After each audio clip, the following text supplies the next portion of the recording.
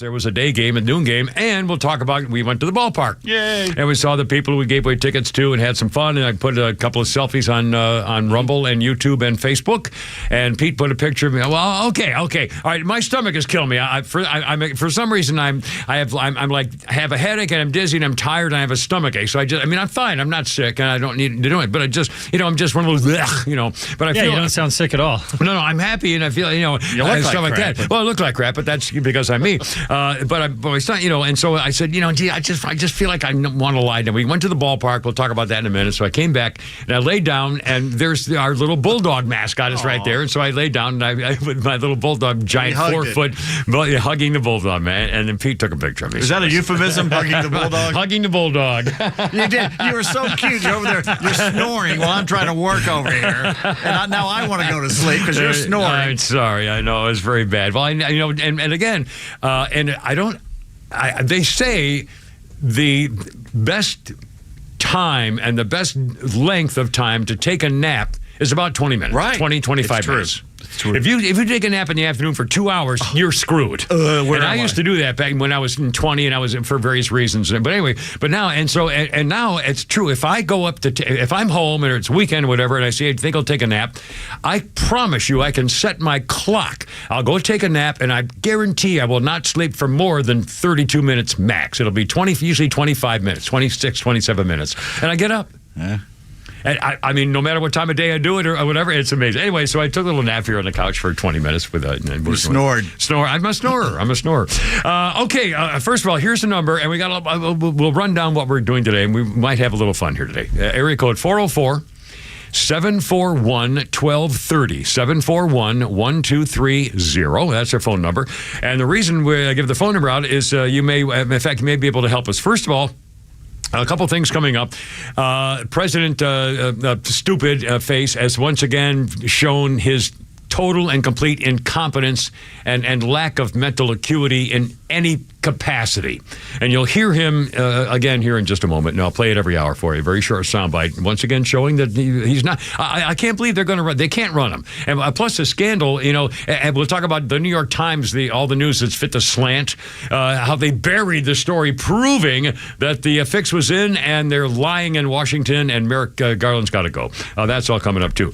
And a billion other things, including... let's see.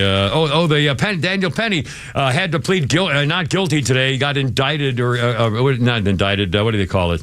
Grand jury arraigned. He got arraigned. He had his arraignment today, and we'll talk about by those slimy freaking lawyers, those slimy black racist lawyers dividing America, calling him a white supremacist and a racist and a murderer for an innocent man who was having mental problems, and this white supremacist Marine murdered him with a choke. Go to hell.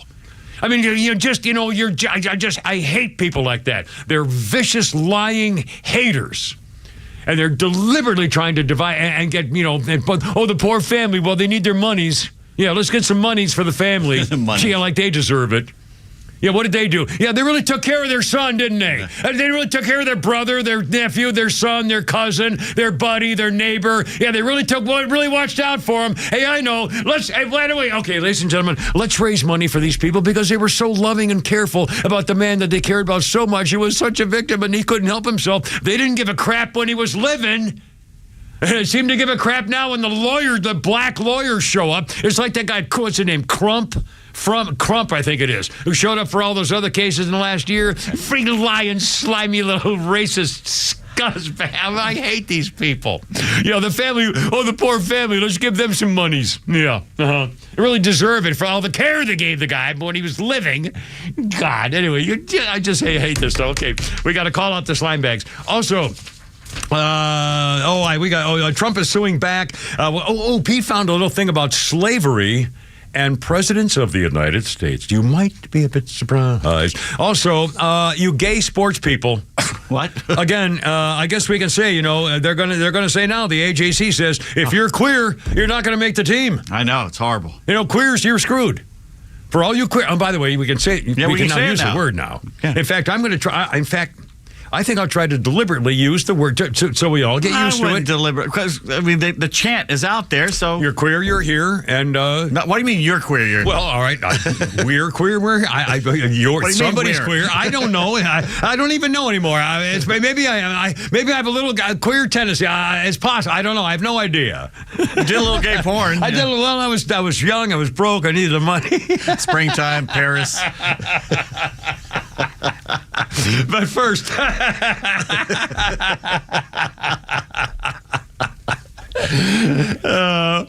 mean.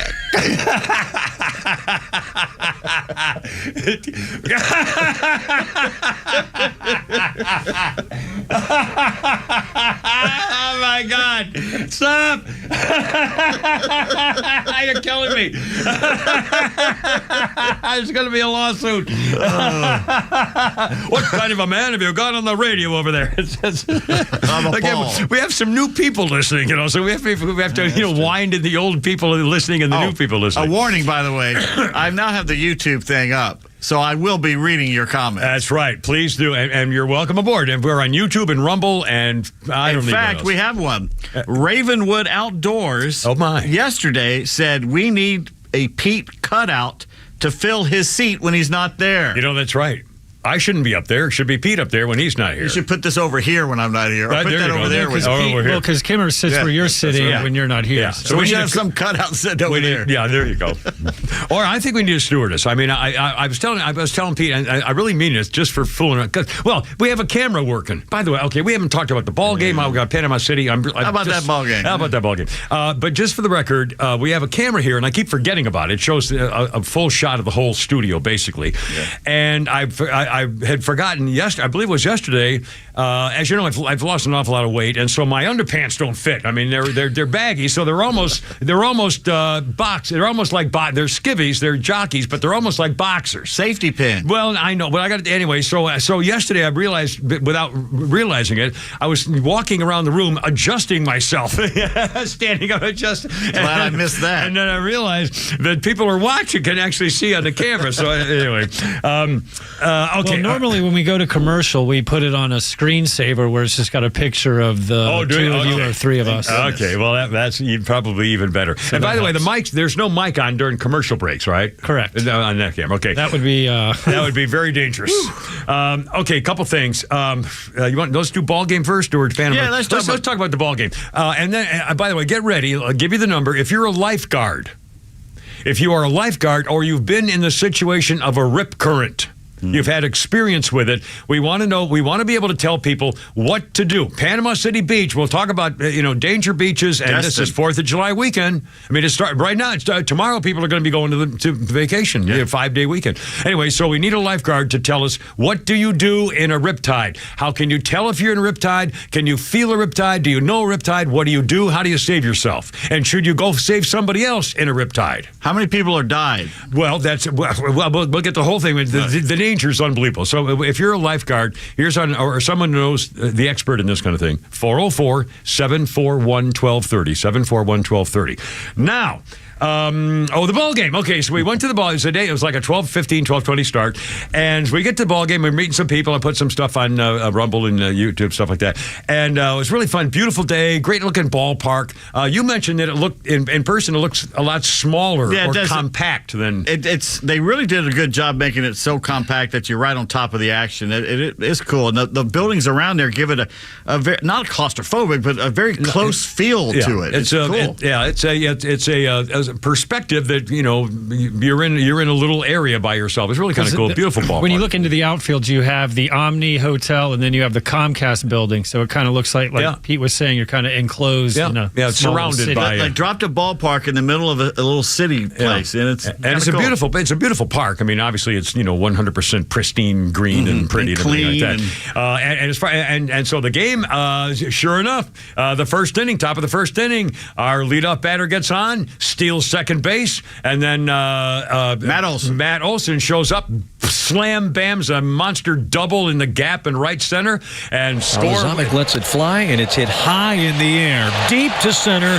Back is Castro at the wall, watches it go. That's a home run. Into the Braves bullpen. That's Matt Olson, I think. Well, that's a home run later in the game. Yeah, that's what you guys just asked for. No, we were talking about the double. Oh, great. Well, guess what? Show started at 3. No. Well, he just got back from the game. Anyway, we won 3-0, so it was good. But we saw the first run scored, and we stayed there for a while and came back over I got here. a prize in my Cracker Jack, too. Oh my God! We'll hold it. We'll show it on the on our feed, live camera feed here. And see Barack what you won. Obama sang the national anthem. Oh my God! We'll talk about that. Anyway, ball game. Plus, Panama City Beach. If you're a lifeguard, how do you get out of a riptide? 404-741-1230. It's a Kimmer and Pete and Flounder Let It Rip Wednesday. Yeah, that's right, baby. 3:14. Time for the 3:13 break. I don't know.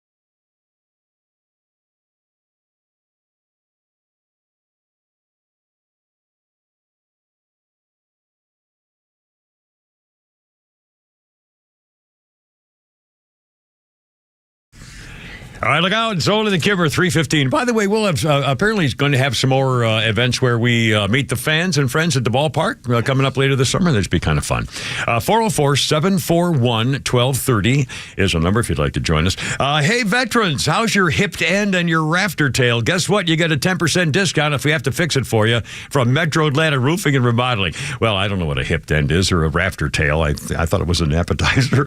Metro Atlanta Roofing and Remodeling, 10% discount for you veterans because they care about you. You know, I've been fighting the Veterans Administration for a long time. Anyway, well, they care about you vets at Metro Atlanta Roofing and Remodeling. In fact, Barry Reese is saying, you know, we're taking care of you folks, period. And now these are licensed and insured.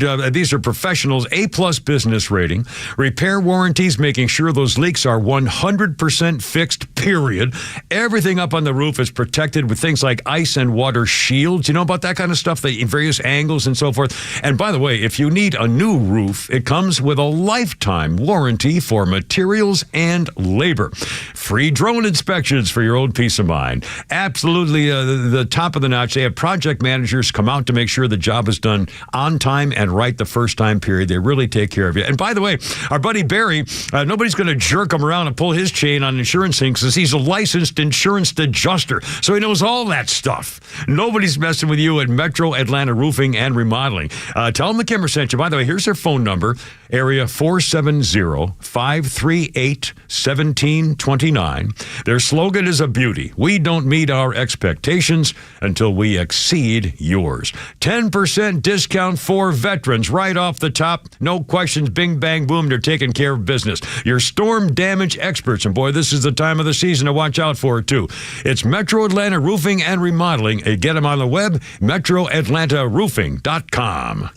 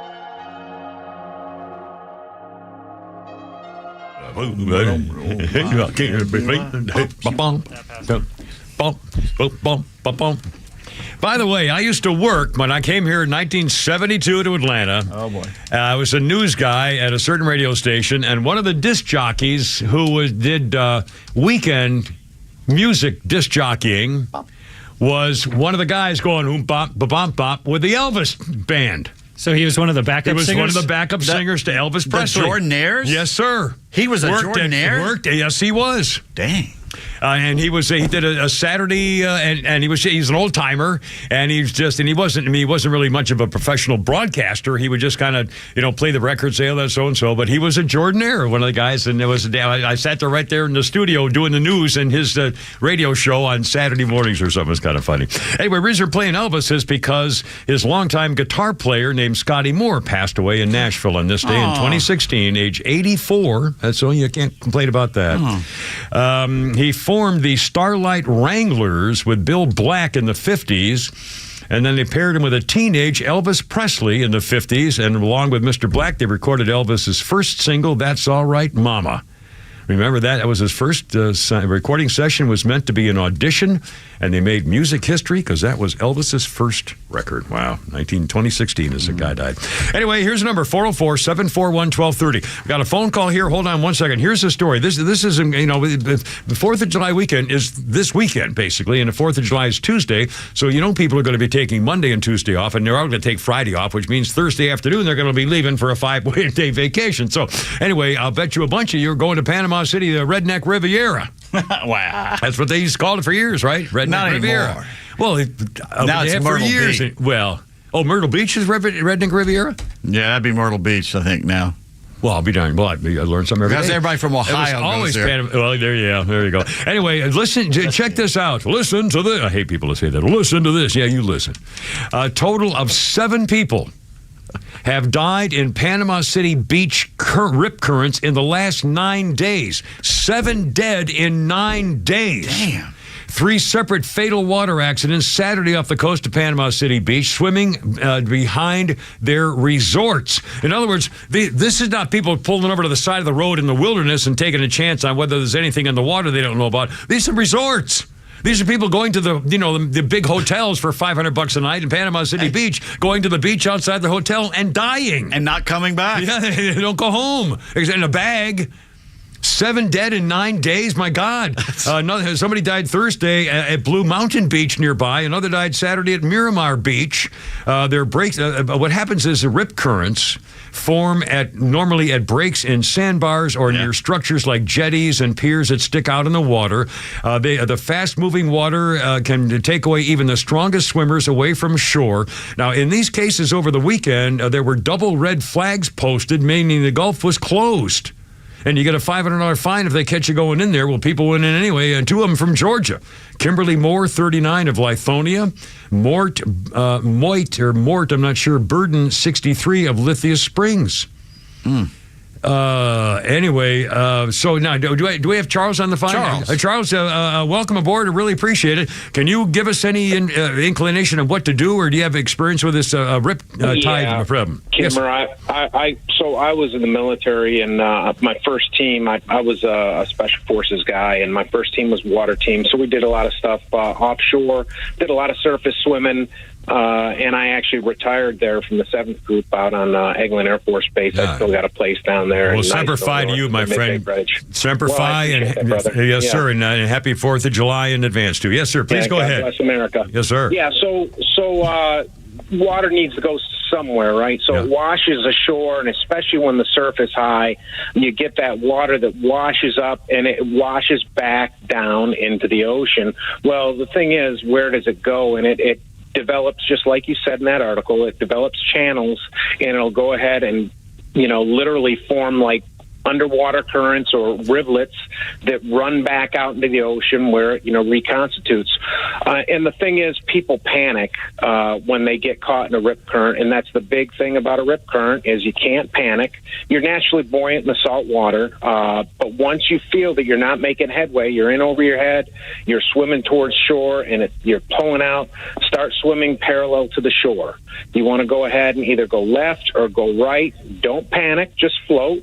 Continue to swim until you realize you're not being pushed back out. You're kind of back into that surf condition, and you can swim back towards shore. But the biggest problem is people immediately feel like they're getting sucked back into the ocean, which they are, and they start paddling harder. They get exhausted, they get pulled out, and they drown. I've heard one of the best tips is what you said in a nutshell is let it take you. If it's taking you somewhere, let it take you. Don't fight it, because you may end up 500 yards left of where your beach clothes were, but you're going to be alive if you may have to go back again. But let it go where it goes. It's like driving on ice. If you're in a slide in the ice, you can't fight it. You have to go with it and do the right thing to get back in control again. But it's so hard to, if you're panicking, to say, oh well, I just let this take me where it's going to go. That's Calgon, take me away. But there's really and now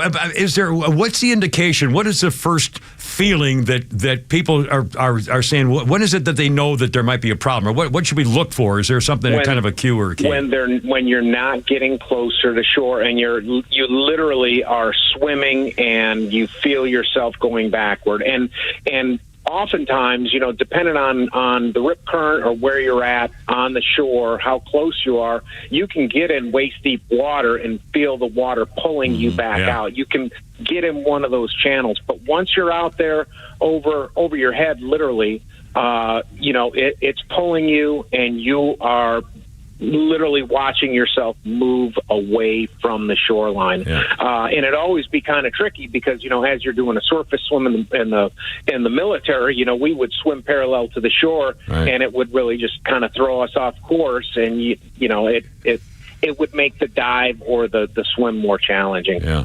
Well, I think anybody who's taken their family to the beach, and any kid who's ever played in the surf, knows that when the surf comes in, you can, all of a sudden the stones on the shore get sucked back into the water, and it's curling. The water's been sucking the stones and the kids back, back into the ocean. I mean, people, I don't know. I think people are aware of how strong the ocean is. I mean, there's not a stronger force on Earth than the forces of the ocetion, I don't suppose, but everybody. Agreed. Go ahead. Yes. That's a powerful observation. And I grew up on the Great Lakes. I grew up on Lake Michigan. But the point being is to get to the ocean and get in that water, if you really are coming somewhere landlocked and you don't get around the ocean, it's easy to be taken advantage of and get, to get literally pulled in. It is a powerful force. Well, I've always tried when taking the kids it'll kill you. Yeah, I've always tried to taking the kids or little kids, getting used to it, and have them stand there with you where the rocks start getting sucked back into the water, when the waves come in and they go back again. When they feel the first time, oh my God, their ankles are being pulled back into the water. I mean, that's a lesson that they understand. This is what happens. Just to be careful. But again, the riptide thing. The bottom line is, I guess, Charles, is to let it take. Don't fight it. Go with it. Whichever way it's taking you, just keep your head above water and relax as best you can, and let it go until it stops. It will stop at some point. You're gonna be out of it because it'll be gone. It'll dissipate. It will take you out. What we would always do is swim parallel to the shore. If we're trying to go into the shore and we're not making distance, continue to swim parallel to the shore and change your point that you're going to go ahead and exit the water. Yes, Charles. Yeah, and the other interesting anecdote, if I can add, Kevin, please do. Is they don't really talk much about it because it's bad for tourism. Yeah. But the number of people that disappear due to shark attacks, people that go out kayak fishing or that otherwise are swimming at night, and there's been a couple over the last couple of years, that they kind of say, oh, he was fishing and he apparently fell overboard, and the truth of the matter is, there's a significant amount of shark attacks, and you just got to be careful where you go and when you go into the water as well. You enter the ocean, you enter the food chain, right? Right. You're in their house. You're the ocean's biatch at that You're point. the snack, my friend. You're the appetizer. Yeah. Charles, thank you. Semper Fi again, my friend. God bless America and you, and have a great 4th of July weekend, and thanks for the tips. We are very grateful. Have a terrific day. What they won't Thanks, tell you, Charles. the ocean will also pick your pocket. Well, if you go in with something and you're not coming out with take it, it right out. that could be the girl you brought to the beach who disappeared with your wallet when you went in above your head. Where are you going? Where did Betsy go? Hey, that's where goes my ride. My wallet. Yeah, and your money. Oh, my God. All right, hold on. Oh, my God, it's already 3:30. Anyway, coming up, President Stupid's coming up here to entertain the masses, once again showing what a ridiculous example he is of a politician who doesn't know where the hell he is. It's only the Kimmer and Pete and Flounder. It's 3:30 in the afternoon, and it's Wednesday. We won the ball game, too. All right, God bless America. Talk Here about we it. go. Stand by.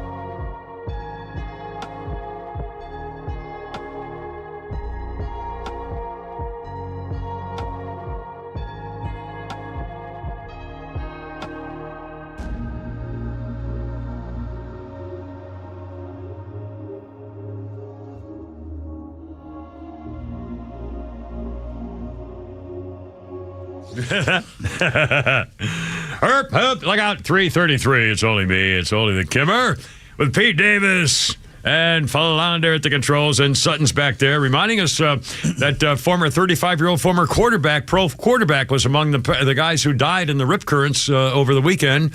And again, 35 years old and in peak shape, professional athlete, can't fight the rip currents. Let him take you. Ryan Mallett, you've seen him. Yeah. Is this Stones? We got playing here, Stones? No, this is Kiss. It should be on. I should slap day. you. I should knock you out of that chair. Oh, well, he's looking at the list as well. Well, the music list, and instead of the history list, so I'll do that. Here we go. 27 years ago, 1996, Kiss kicked off their reunion tour at the sold-out show at Detroit's Tiger Stadium. Alice in Chains. I'm sorry. Opened it. I know a lot of people love Kiss, the Kiss Nation, all that. What crap. Well, they were makeup people. They had a gig and a thing, and they made their music. Well, I don't know. Again, I'm out of it because of my generation. Kiss and Black Sabbath and Ozzy Osbourne. I had no interest in hearing any of that crap for the 80s, 90s, whatever it was. It was horrible. All right, hold on. Everything's fine. Quick birthday or two. Elon Musk, 52 years old today. Elon Musk. Good for and him. by the way, he's worth $230 billion. I was reading an article, one of his buddies who was helping him get into the possible cage match with the Martian, Zucker Martian, showed the video and some stuff. Elon Musk knows what he's doing. Mm-hmm. He is a martial artist. I hope he snaps that little sucker. The other thing is he's bigger than Mark Zuckerberg. Well, he's 6'1" or 2", and snap his neck. And Zucker Martian's like 5'6" and so forth, and Elon Musk I think is 6'1" or 2". It'd be like a praying mantis up against a beetle. But they showed he knows what he's doing. He can do it. A dung beetle. Now they say Zucker Martians also know something. Anyway, we'll see. Elon Musk 52 today. John Cusack, the actor, who's supposed to be a real jerk. He is a jerk. I had a run-in with him. He is a jerk. Tell the story. It was a Falcons game, Saints game in New Orleans. He and somebody else, they were down there filming that lawyer movie about the, Midnight in the Garden of Great and Evil? No, that was Savannah. Oh, with Gene Hackman. Yeah, Gene Hackman. It's And a it was really about good movie. juries. It was about juries. Oh, yeah, that was a good movie with that hot girl you like. So he was there with somebody else. Was it Pacino or somebody? I don't know. They were sitting outside the Saints locker room, and there's a bunch of people trying to talk to him, and I was standing there, and he was just being an a-hole to everybody. He just came up and said, "Hey, I love your movies. Get away from me," that stuff. Runaway Jury. Yeah, Runaway Jury. That was a good movie. That was a very good movie. But they say he's an idiot. John Cusack is 57. That's Joan's younger brother. I like her as an actress. She's great. I like her. Funny. Star of the unsung comedy classic Better Off Dead. What was that, Flounder?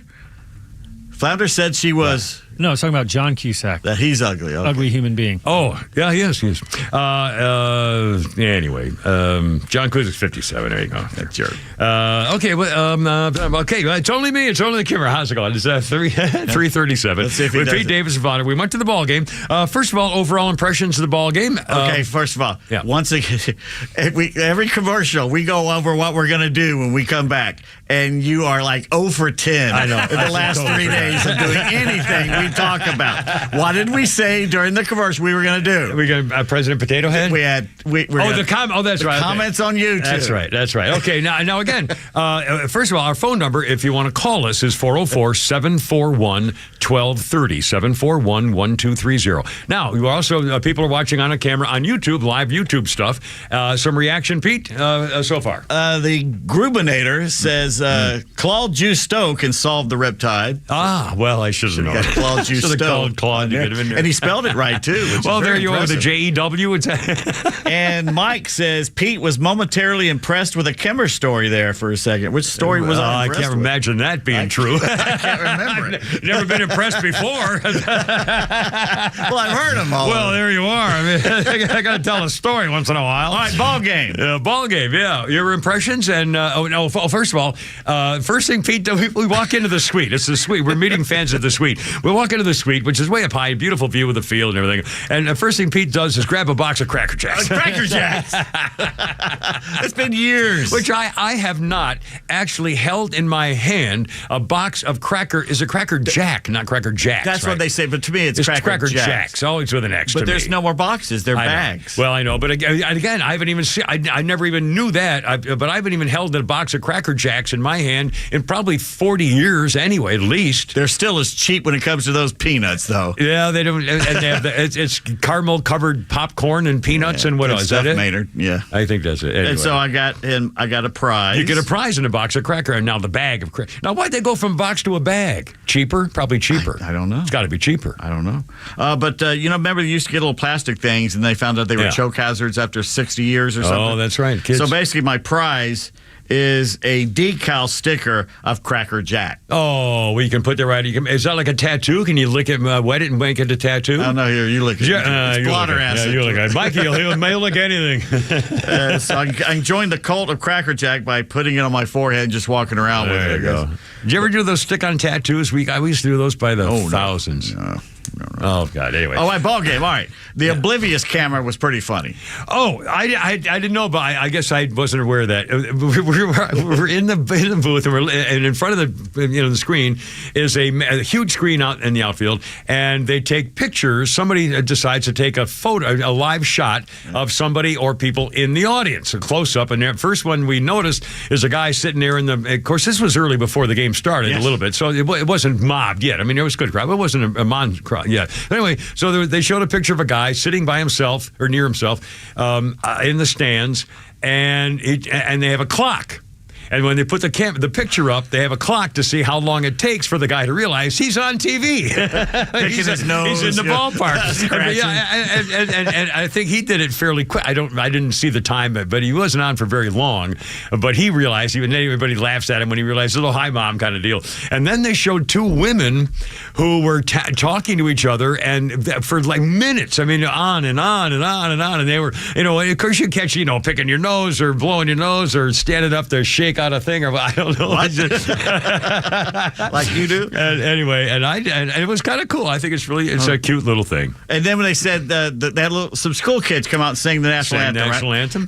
But before they go, and now to sing the national anthem, Barack H. Obama. And I'm looking around, what? And it's Barack H. Obama Middle School. Middle or something school. Like that, yeah. Oh, my They came goodness. out and they did a very good job. Yeah. Yes, they were young. For young people, they did a very nice job. And there were other, they have ceremony things and people giving away stuff. And I didn't see any, I guess do they no longer do any shooting T-shirts into the crowd? I guess that's too dangerous. All I know. Basketball games and hockey games. Yeah, it's not but they used to do it at the ballpark. I remember the Braves State, the old Turner Field. Yeah, I'm sure they big whomp, those big cannons. I'm sure they still do, but I don't know. Maybe it was a day game. I don't know. I was paying too much attention. Lauren Jabara was there, so. Now, who's Lauren Jabbar? She's their sideline reporter. Oh, Lauren. Oh, the hot blonde. Yeah. No, she's the dark-haired one. They're both beautiful. Kelly and her are both beautiful. Oh, I'm thinking, yeah. They're very talented, too. They're very good at that. Very good. The Braves have the best, too, to do that job. They really do. Kelsey Wingert used to do a good job, too. These two are the best in the business doing it. Yeah. It's amazing. By the way, I'm going to break your heart here. We got some comments on YouTube. Oh, boy. Sophia, who is always a ray of sunshine. Sophia. Oh, yeah. Hi, Sophia. Ray of sunshine. Listen to Stu Ball last night. It's an awful song. Oh, my God. Really stupid lyrics. Oh, my God. First time I've ever agreed with her. And Mark, that one phrase. And Mark said, Kimmer loves awful songs. I just had Flounder put on my magic music stick 4 more songs. One of them was. Which one? One of them was. In fact, the last ones he put on. One of them was Dr. Hook and Sharing the Night Together, which I love that song. Don't know that song. Oh my God, Let's Flounder! play that song. Sir. I've never heard it. What's the name of the song again? Dr. Hook and the Medicine, whatever it is. Sharing the Night Together. It's a song of seduction, but he's saying he's walking up to a girl and saying, "Well, you're going to hear it. Well, just play it. Yeah, you're going to hear it." And he says, "Would you mind if I sit down and talk with you? And I wonder if you're as lonely as I am. And I hope you don't take this, offense in the wrong way. But I mean, it's a sweet song where this guy's meeting a girl and wants to spend the night with her, and he says, would it be okay? Why do you want to torture yourself with songs like that? Well, because that's all I got, ladies and gentlemen, especially after the recent 30-year acknowledgement of a disastrous... Is this it? Yeah. This is Dr. Hook. I already hate it. Oh, it's wonderful. It's a beautiful, sweet song of a guy trying to seduce a girl, but doing it as a gentleman would. Looking kind of lonely, girl. Would you like someone new to talk to? Would you like someone new to talk to? How sweet he's being. Oh, yeah. All right. Okay, I think we got the No, gist of that. listen, wait. Okay, no, play it. Oh, my God, you bastards. What is that? He's so gay. It's a beautiful song. I can't believe you guys. You know how I know you're queer? Yeah, you're queer. Your mama's queer. All right. Oh, God. All right, never mind. It's a beautiful song. And one of the others I put on was Alphaville with young. Was it I Want to Be Young Forever? What is it? Forever Young. Forever Young. And then you also had some boy band songs. Well, I had Bop with Hanson, and I Sadly, had it's the best of the and I three. had the little country girl, the cutest, happiest girl in the USA, Donna Fargo, and I had what else did I have? Donna Fargo. I had two Lionel Richie with "Stuck on You" and some love thing. I can't remember the other one. Two love songs. This is not 1971 anymore. Well, I like to sing to music in the car with harmony. I love good harmony, and that's why. And the song in fact, "Forever Young" was one of the songs in not Ferris Bueller. Who's the other? Napoleon Dynamite. Was a song they played at the prom. And the reason I like that song, and in fact, I don't mind mentioning this as we go to a break, that song was also the song that my daughter Jennifer put together as a production of pictures and videos at my other daughter, her sister Sarah's wedding. And it was one of the most beautiful video experiences I've ever had of that music of Alphaville with Forever Young and the pictures of the kids growing up and the two people, the man and woman. I mean, it was beautiful. It was wonderful. Mark says, "You're killing me, Smalls." Ma, meatloaf. It's 3:45. Look out, we got. Rocco says, "Take Kimmer's man card and tear off a corner." I can't believe you people. I gotta go. You're killing me. Meatloaf, Ma. 4:45. Here we go.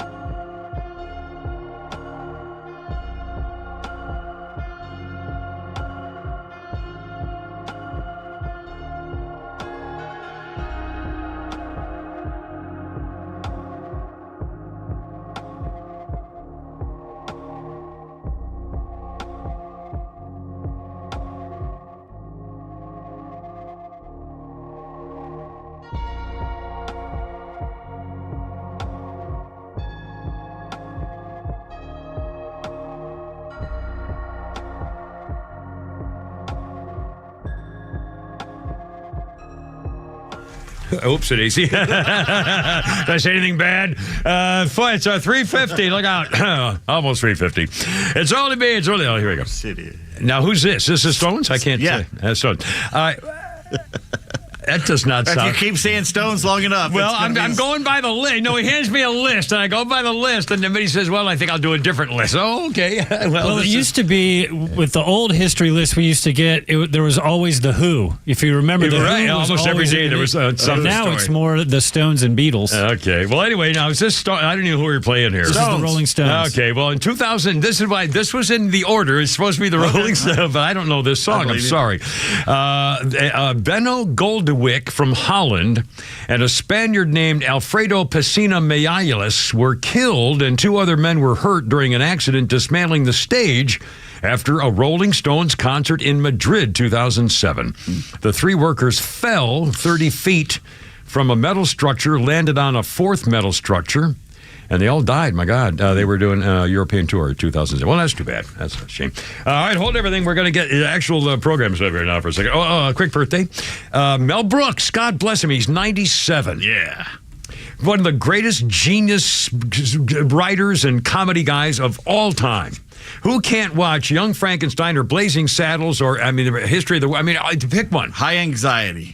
Unbelievable. Spaceballs, producer. No, it's silly. Spaceballs is Well, that not was funny. stupid with John Candy. Yes, it was. It was silly. But that was for more my generation. Yeah. But it's a stupid movie. No, it's not. No, it's not for a whole generation of people. No, for me and you, but not for them. That and Princess Bride are probably the 2 most overrated movies. I didn't like that one. Yeah. Time. But again, it was well done. Anyway, whatever. Mel Brooks is 97. All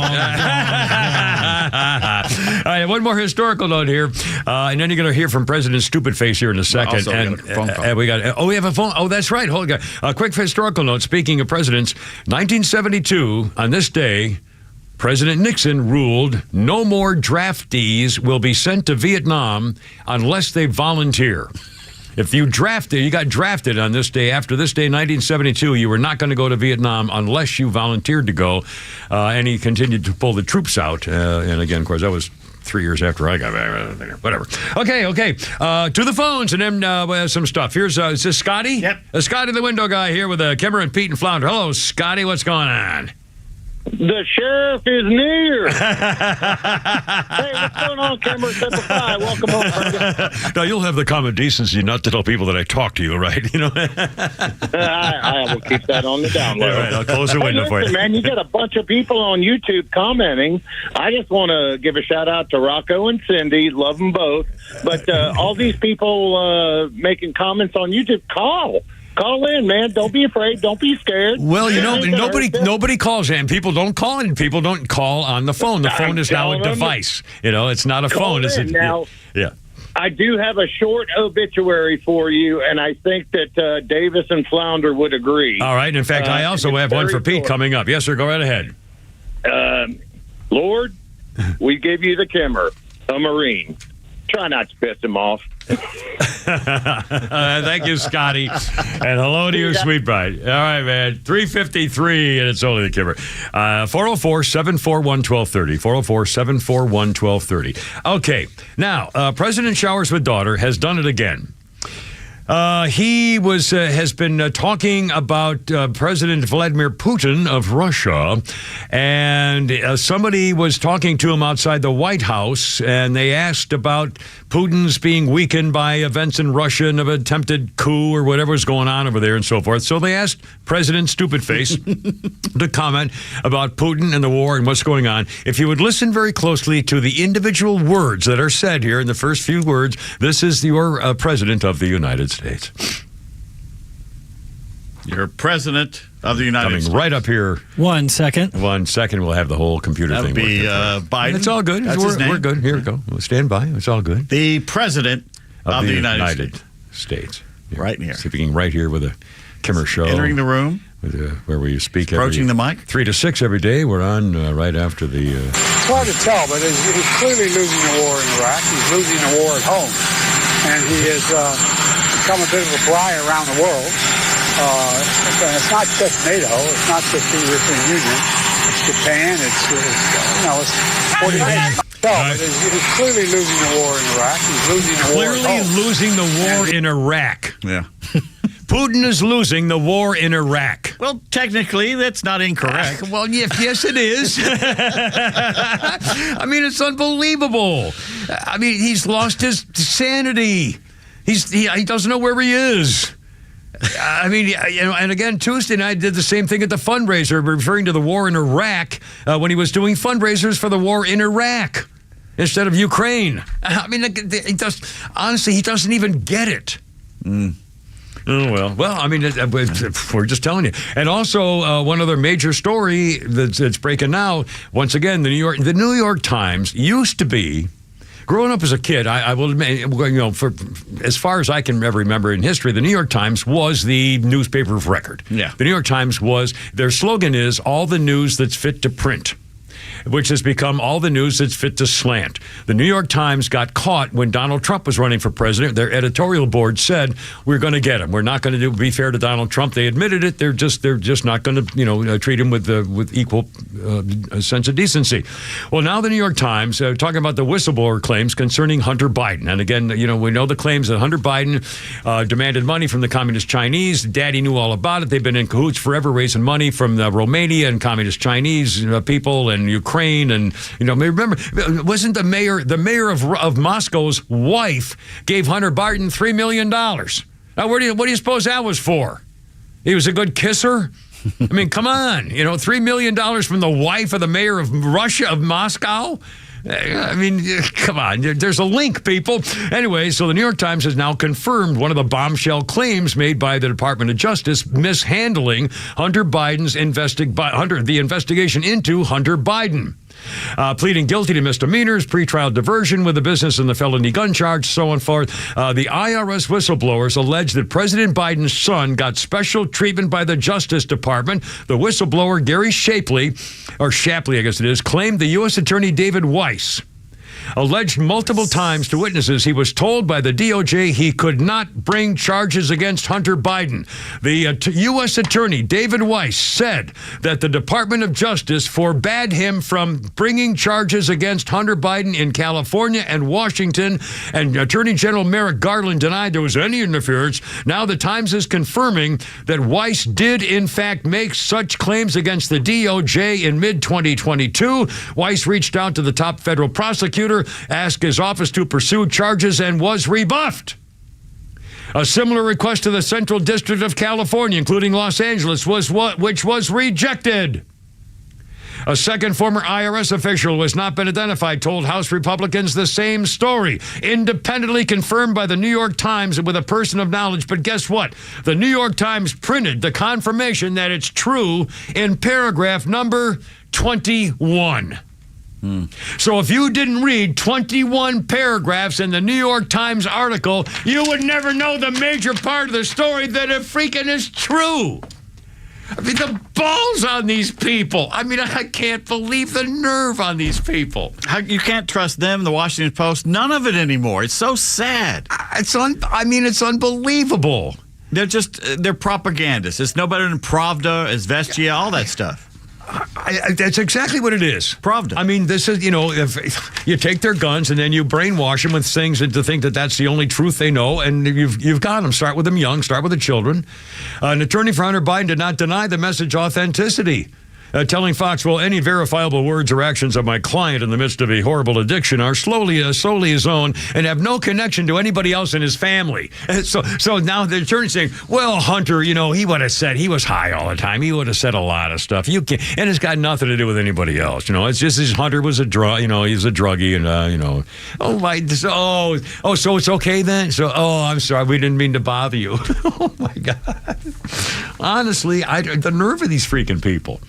350. By the way, Real Nurse points out, she says she's too shy to call.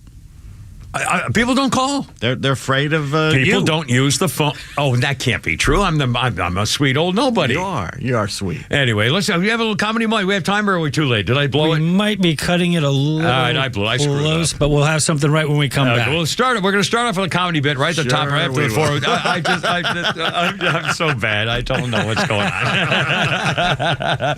And also coming up, an obituary by the guy who did mine is also done one for Pete Davis, and That's coming up too, and I got it right here in front of me. Might make me want to kill myself. Also, did you ever find the bit about the country gal I was telling you about earlier to keep it for later? The country with the song. Kelly. I'll talk to you during the break. Oh yes. Okay. Anyways, coming up at 4:00, we got the news, and then funny stuff, comedy stuff, and we're going to make fun of somebody that I really love, and especially her red high heels. Next with the Kimmer, Pete, and Flounder, 106.3. Here we go.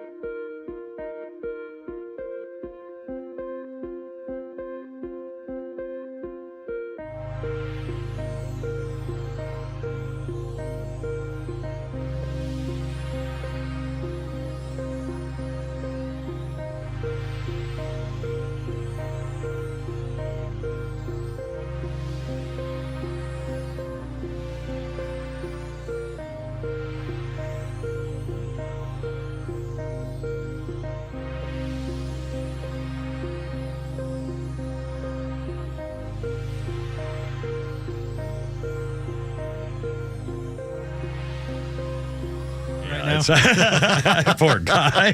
Budapest. Yeah, I do. Anyway, it's a 405. How you doing? It's only me. It's only the Kimmer. Here's the number: 404-741-1230. 741-1230. And again, we kind of joke and tease about it, but the fact of the matter is, the old days, a radio talk show, people would line up and 20 lines would be filled with people wanting to talk on the radio. These days, people do not talk on the phone.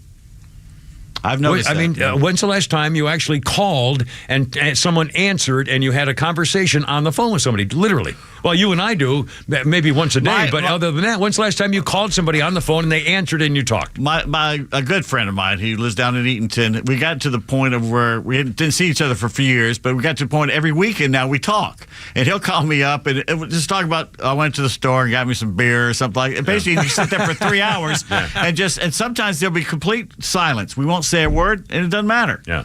Well, but I will bet you that most people, if you looked up the time that generally that Americans used to speak on the phone, and then, from 10 years ago, 20 years ago, whatever it is, and then you take the number of minutes that people speak on the phone in America today, and I'll guarantee you that the personal phone calls are 80% down. Flounder, now, do you talk to Veronica, or do you just text and say, I'll meet you later, or what? We text, but we definitely talk every now and then for sure. Well, that's legit because you're, boyfriend, girlfriend type stuff is your dating stuff. And a lot of times, if I'm not a big fan of talking on the phone, so for me, it's just, get point A to point B. What do you need to talk to me for? Yeah. One of my best buddies loves to call and talk. I'm like, and I'll hear him, I'll get the notification. I'm like, damn it. Oh, crap. I got to answer this. Well, but again, I think, am I wrong? I mean, my assumption is that most people really do not use the phone. What do they always say when someone passes, the other guy, God, I wish I could talk to him one more time. Yeah, I know. Anyway, I was just thought in passing. So that may be why, but we're getting a lot of YouTuber reaction stuff. Oh, yeah, everybody talks a lot on here. They talk to each other. And by the way, we have, it's 4:07, and I promised in the 3 o'clock hour I was going to play one of our Flounders Funnies, a comedy bit. Flounder, if you got a little something for us, just to break up the tension here today. And Sutton's back there raising his hand. He's trying to point at something. I don't know what it is. Or was that you? Well, I'm seeing the room is so dark in here. All I see is Pete's reflection. It's a lair. That's a lair. The lights are on. Well, they're not on really hot. I think probably because Rocco's on the line. There you go. Oh, Rocco's on the line. Should we get Rocco? Sure. And then we'll do a comedy bit. Let's get Rocco, and then we'll do a Flounders Funny. Rocco, welcome aboard, my friend. Thank you for actually calling. How you doing? Fellas, what's going on, man? I want to give a shout out to all the YouTubers and Rumblers. Hey, calling in is easy. I want to tell you a quick story about, I recently took a job with the government. Oh, boy. And we spent the first 3 hours of orientation talking about the DEI stuff. Oh, my God. Diversity, equity, and inclusion? Oh, my gosh. I just rolled my eyes and went, here. And then, so I went to the where I'm working, and all that is out the window. It's like a regular place. And nobody pays attention to any of that mess. Yeah. I mean somebody decided that this would be a good thing from the top down. So was it the squad? Was it when everybody hated Trump? Then the squad said, well, it's now our turn to take over, and then we haven't gotten rid of it. I mean, how is this even possible? Well, it's a government agency doing government stuff. Yep. And so they have to kind of pretend that they're with all this mess. And it's like, I don't get it. No, I don't get it either. And I mean, it's wrong. It's going the wrong direction. And I'm out here in the country, and so we treat each other with respect, no matter who you are. Yeah. You don't have to lecture me for 3 hours about that. Yeah. And I'm 60-something years old. I know how to treat people, but... Well, it's the best. Yeah, man. Best of luck to you. It's good to hear you guys, and I congratulate Pete for working overtime this week, driving in 3 weeks. 3 days this week. I mean, that's it's not going to be 2 days this week. He's not going to be coming in. Believe me, it's a nightmare for the Kimmer, but that's the way it goes. Anyway, thanks, man. I appreciate it. 409. Weenie Riot says, I've been listening to the Kimmer since I was a kid in the 80s, and I was always too nervous to call in. Well, I actually, have you ever called a show? I mean, not professionally, just as a person. Once. You know what I did? What? I was listening to Neil Bortz Back when he was doing his shows. Ring Radio days or back in the other JST, one. whatever? The other one. Yeah. When he left and went to the Eagle Empire. Yeah. And he had John Cleese from Monty Python on. One of your favorite comedians. So I wanted to call up and talk to both of them, and I didn't get through. Cleese is I remember when he was on Cheers and making a guest appearance, just hysterical guy. Anyway, and I remember, I think I called a radio show once, and I was so nervous, it was awful. I was nervous. Isn't that weird? Yeah. And if I've ever been interviewed, I'm not good. Well, I'm not good anyway. Let's see. How about a little Flounder, a little comedy, a little Flounder's funnies of some kind, just a little, just to break the tension. What do you think? I was checking a bag, and the guy by the counter, he sees my ticket says Nathan, the license says Nathaniel, and he was like, "This is not good." He goes, "These names don't match," and I was like, "They match, right?" Like, you can see the leap that we took to get from one to the other. And he's like, "But they're not the same." I was like, "But they're the same." And I'm realizing he cannot find out people call me Nate at that point because, he can't handle that.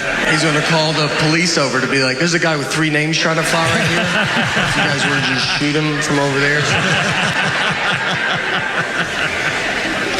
So I was like, "What do you want me to do?" And he goes, "You should go home." That's all I got into. I can't believe you've made it this far. I was like, "Let me just try it, Shouldn't I try it?" I said, "Look, I'll give you that those names don't match. But what I think is going to help a ton is the picture on the ID." Something that I've always loved that they did. And I think with 70% of that name matching and 100% face, it's 170%. I think I'll get through it.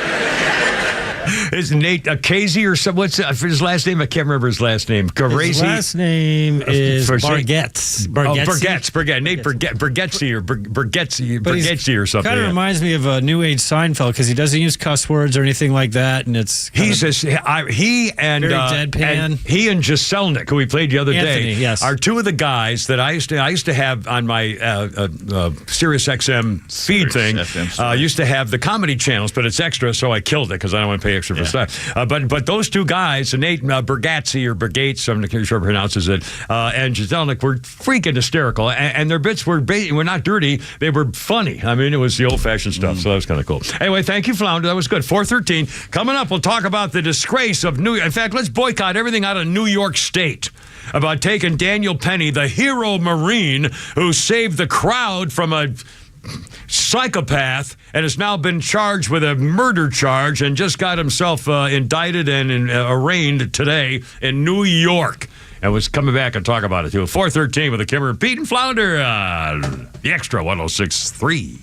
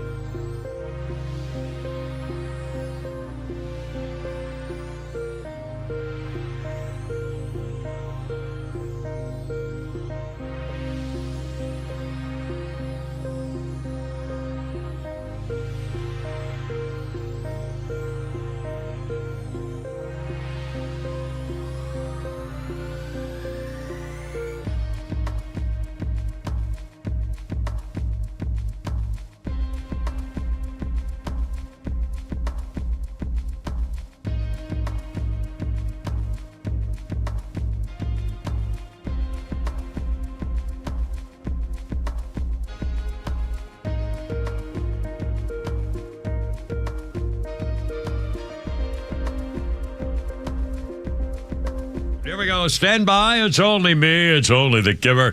With Pete Davis and Philander at the controls, the mechanical mangler, and Sutton's back there as well. Having a little fun here on your Wednesday. Went to the ball game. I still couldn't stay for the whole game, obviously, because we had a show to do, but it was nice meeting some of the listeners. Maybe just an inning or two. Well, we said, you need a nap to take. Yeah, I had to tell. Well, there's a picture of me sleeping with the Georgia Bulldog. I'm sorry. It's just. What? Pardon me? Well, I was hugging him, and we fell asleep together, and I can't help One it. thing led to another. You can see the picture. Well, thank you.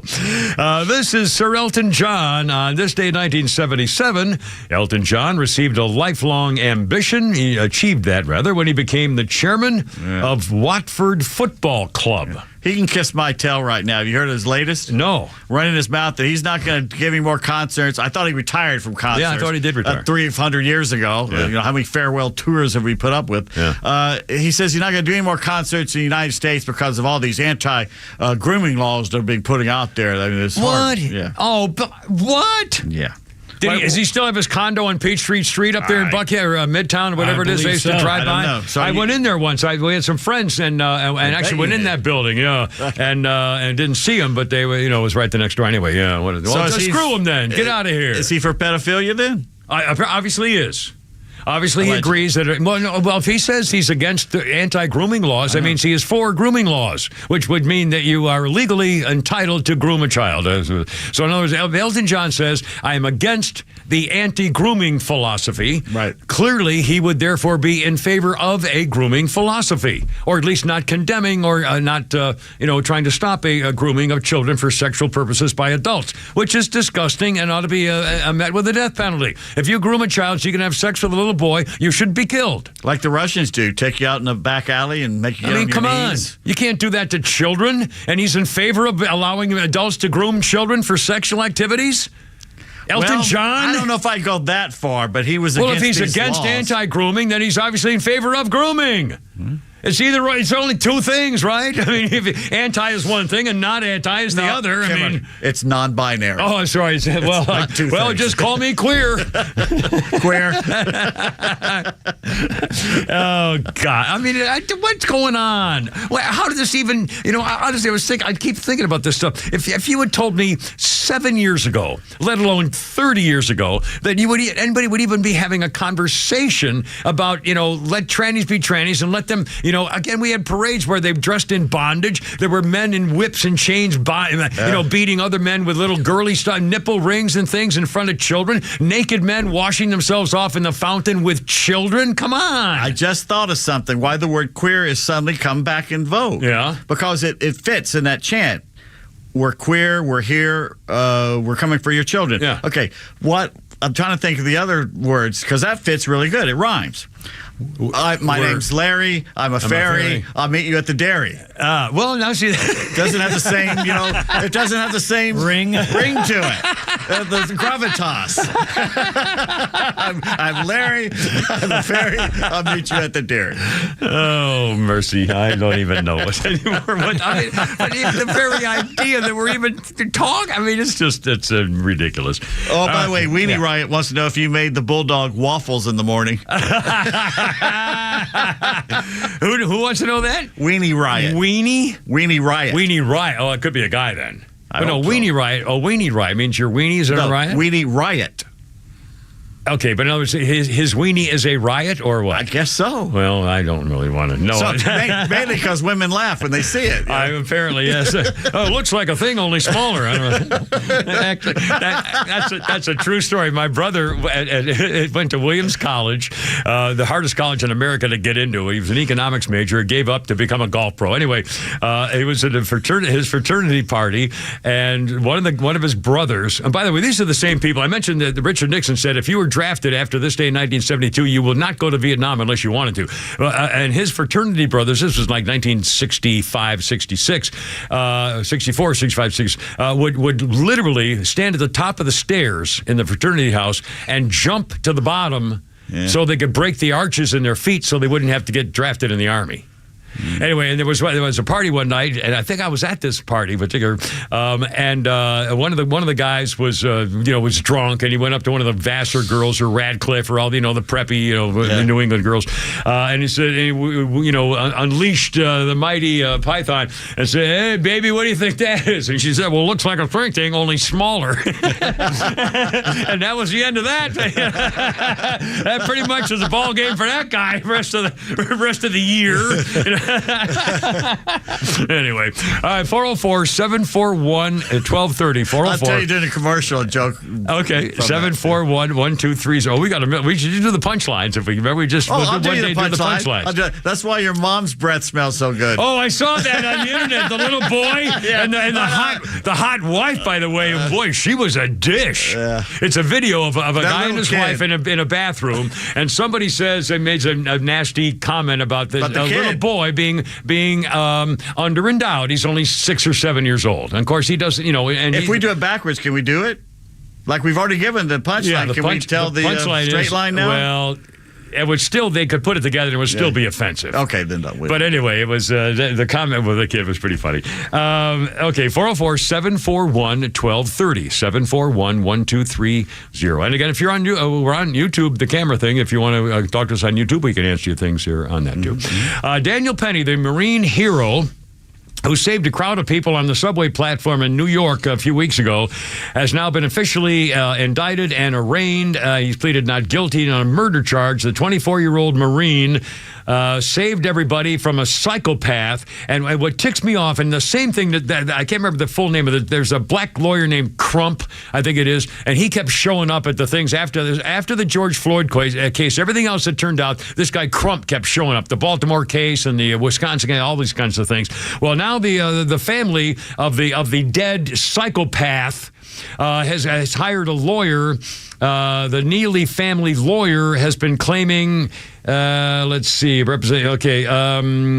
lawyer responding to the lawyer, we don't want it where you can kill someone because you thought there was a possibility that they could do something to you. There was no attack. Mr. Neely did not attack anyone. He did not touch anyone. He did not hit anyone, but he was choked to death. He didn't care about Jordan. He didn't care about anybody but himself, that Marine, and we can't let that stand. They've been calling him a racist and a white supremacist and everything else. Well, let me tell you something, scumbag. In fact, let's get this freaking guy's name. I'm going to put it on Thomas Kenniff. Kenniff. Thomas Kenniff. Oh, no, I beg your pardon. That's wrong. He represents the good guy Marine. That's right. He's a good guy. The lawyer, Dante Mills. Here we go. Dante Mills represents the Neely family. He's another black, racist, white-hating liar. Has been slandering and insulting the hero who stopped the bad things from happening. And now, finally, Mr. Penny's attorney has come forward to say the following. His words and that terror is corroborated by multiple civilian witnesses, innocent bystanders on the train, by individuals that came and assisted my client in restraining Mr. Neely because it was such a palpable fear that he introduced in that situation. Mr. Penny was not trying to choke Neely to death.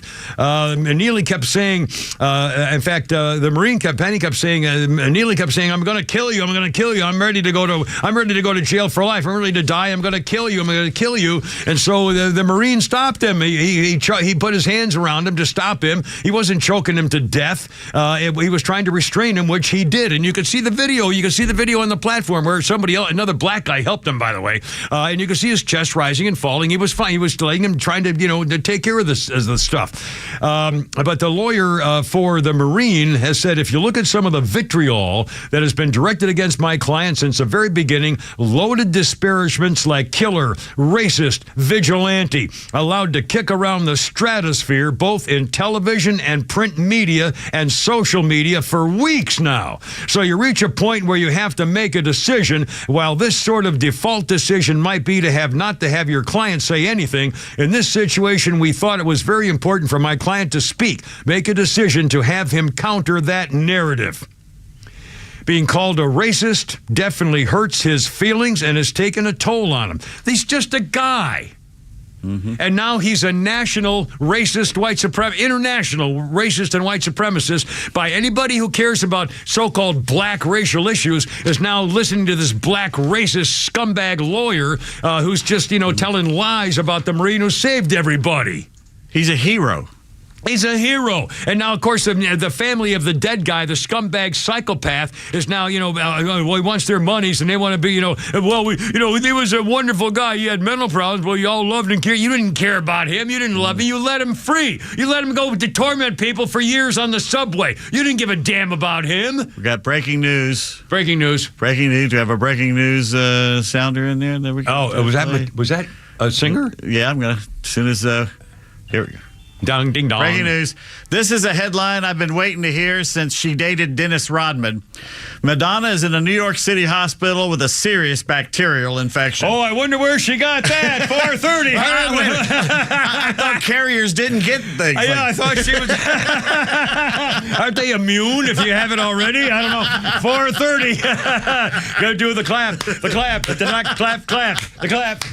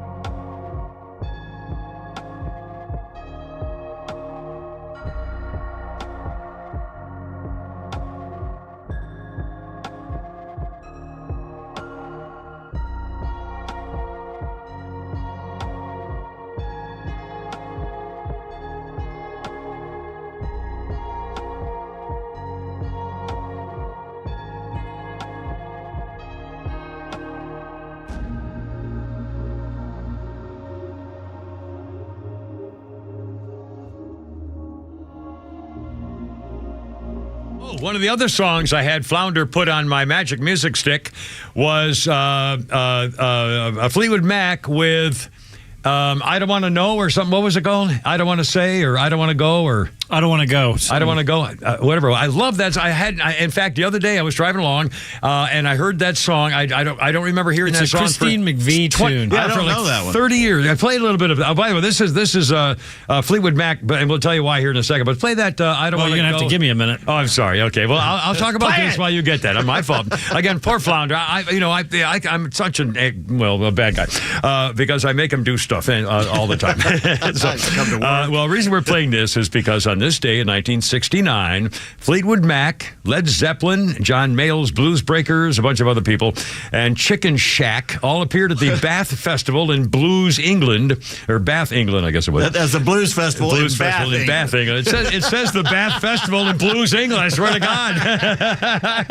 The tickets were $18. They sold out 30,000 seats. It was 1969. Anyway, now the other song that I just had Flounder put on is a song I literally had not heard probably since they did it in 1985 or whenever they were. Was it "You Make Lovin' Fun"? Was that the one?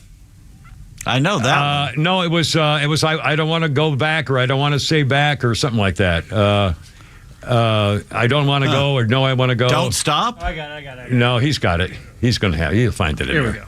Here we go. This is Fleetwood Mac, and I hadn't heard it in decades, and I love it. Takes a second to get into. Oh yeah, I remember that. It's a good song. It's a funny intro, but I like starting now. No, starting now. Oh, sorry. Here we go. It is a good song.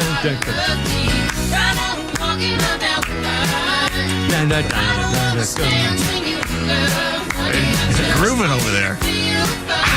I love the guitar in this. The great song. You can't sit still. It's a good song. I forgot about this one. What's the name of it?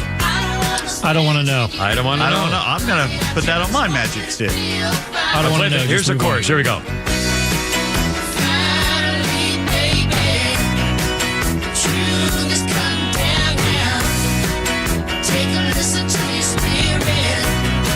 That's that syncopate. I love syncopated music. On the upbeat.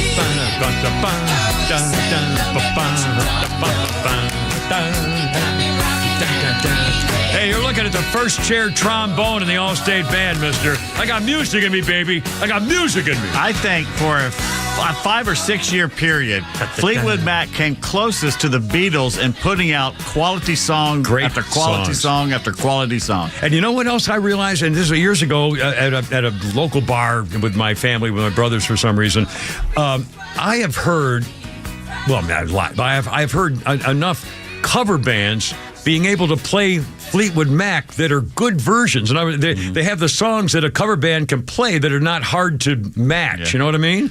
Because of the sound of the band is something that other bands can do without having to sound like the Rolling Stones or something. I was listening to a Fleetwood Mac song the other day that they did live. They recorded it live on one of their tours in the back. It's a Brian Wilson song called Farmer's Daughter. And I think you would love it. I don't think I know that one. I don't By hardly Fleetwood Mac? Yeah, it was a Beach Boy on a Boy live tune. album, then you probably never get it. Well, it's on that huge live album they put out, which, by the way, is a great live album. It's 2 or 3 records There's in it. pretty much 2 different Fleetwood Macs, because you had the early with Peter Green. No, we're talking about the later. Yeah. And then later, but I'm just saying, like, they're kind of, it's one band that actually had 2 bands in them. Yeah. Well, get that song Farmer's Daughter at some point and let them listen to it, but not on the air, but just sometime you can probably listen to it. I think you'd love that. So it's a Brian Wilson tune. It's a Beach Boys tune. I'll Google it on my phone and listen to it. I mean, Rumors alone had Dreams, Don't Stop, I Don't Want to Know, You Make Lovin' Fun, Gold Dust Woman. Mm-hmm. I mean, those were all hits. Yeah. Landslide and all those. Yeah, there you go. Anyway, 404-741-1230. 404-741-1230. Sophia has a question for you. Oh, Sophia's back. We're on YouTube. Hey, guys. Sophia, who stole Kimmer's rhythm? Oh my God. She's a happy person. If I just sit across the breakfast table. I hate that bastard. I'm gonna give him a message right now. I can't stand you, and here's why. Thank you. How are you this morning, honey? Yeah, you and your happiness. Get out of here, me alone. I was married. Oh, Lordy. By the way, a couple things. Locally, we just watched Governor Kemp was on Fox News talking about, I had him on talking about politics, and apparently there's new rankings now that show which states are leaning left or whatever. Well, of course they have, now the state of Georgia is 0.2% leaning to the left. Well, we have 2 Democratic senators. I mean, it's 80% left. We're a disgrace for the Republican Party. We're not a Republican state. We lost. Yeah, look at all the people that moved. All the Democrats have moved here from Detroit and Chicago and New York and Philadelphia, and they're so stupid they keep voting the same way. I mean, how do you explain it? I mean, we're not a Republican state. They're locusts. They have destroyed their habitat. Then they pick up and they move to another habitat that doesn't vote Democrat. So that's why it's nice. And then they destroy that. They can't help it. It's in their genes. I mean, they're the way destroyers. Yeah. Anyway, Governor Kemp was on, and we saw some of the words. We didn't have the sound on because we're on the radio, but we saw some of the words. And apparently he was talking about how, in fact, your first reaction when we saw the written words was... But the EVs? Yeah, but no, he's going after Donald Trump. It was kind of a Trump thing. Yeah, he's not a Trump supporter. Yeah, I don't believe. I think clearly, but he was saying that Donald Trump needs to go forward. He needs to move forward in 2024. Georgia GOP should look forward. Yeah. It's a little late now. You should have been looking forward back when you should have made. In fact, why wasn't there more stuff to make sure Herschel Walker got elected? They let him dangle in the freaking wind. They weren't handling him the right way. Nope. When he started coming out talking about UFOs and what was the other thing that really nailed him? There was vampires or werewolves. I mean, come on, man. Jeez. Anyway. I mean, come on. I mean, you had me at vampire. Yeah. I mean, geez. By myself at night. Freaking Georgia Republican. You stop it.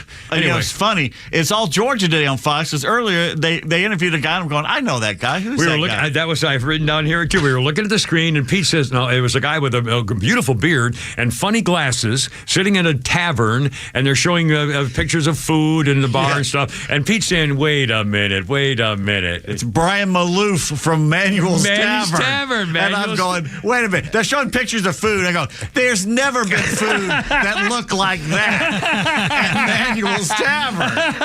Where did you go? The Piccadilly and steal their photos? It looked like one of those plastic menus where it looks Mary Mac's tea room. Please. You're like if they don't throw the plate at you. In its place, just perfectly. Perfect. Nothing touching anything else.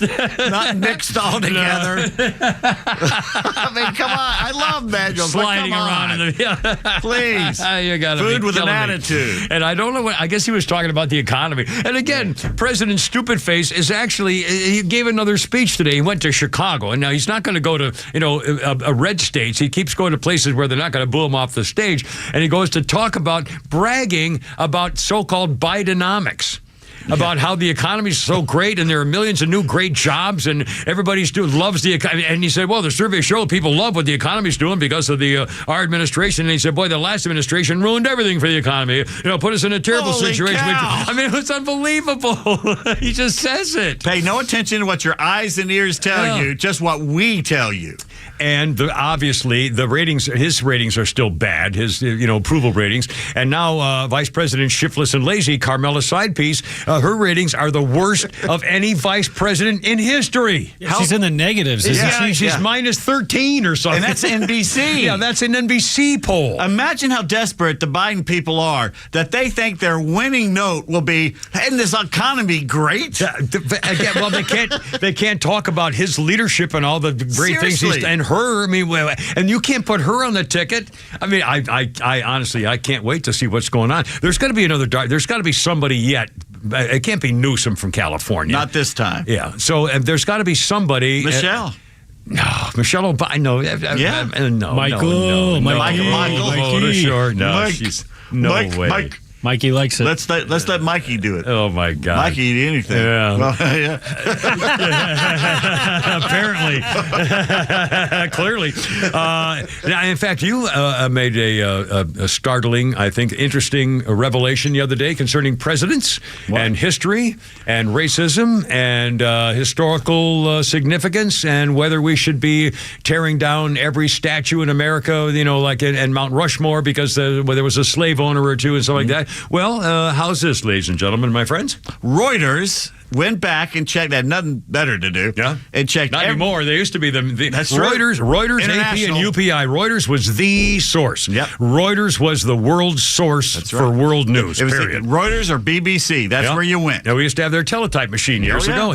We had teletype of Reuters and AP and UPI, and God, there was an AP audio line. There were 4 or 5 of them. When the Reuters thing went off, you knew something had gone down. That was like when they were trying to throw Gorbachev out. That's the Russian Revolution. Yeah. That's when the Reuters thing would go off. You jumped up when that went off. And I don't know that Reuters been mentioned much of anything for a couple of decades, but they were the source. They sicked their big-time reporters on this story. They researched every living president. So we're going back to Jimmy Carter, I guess. He's still with us. Yeah. He's holding on. Yeah. And every one of them is descended from slaveholders except Donald Trump. Donald Trump. Say it again. Every living the ancestors. Jimmy. One Bush. Yeah, one Bush. But Bush family, a Bush counts as all the Bushes. Obama. Yeah. Who else we got?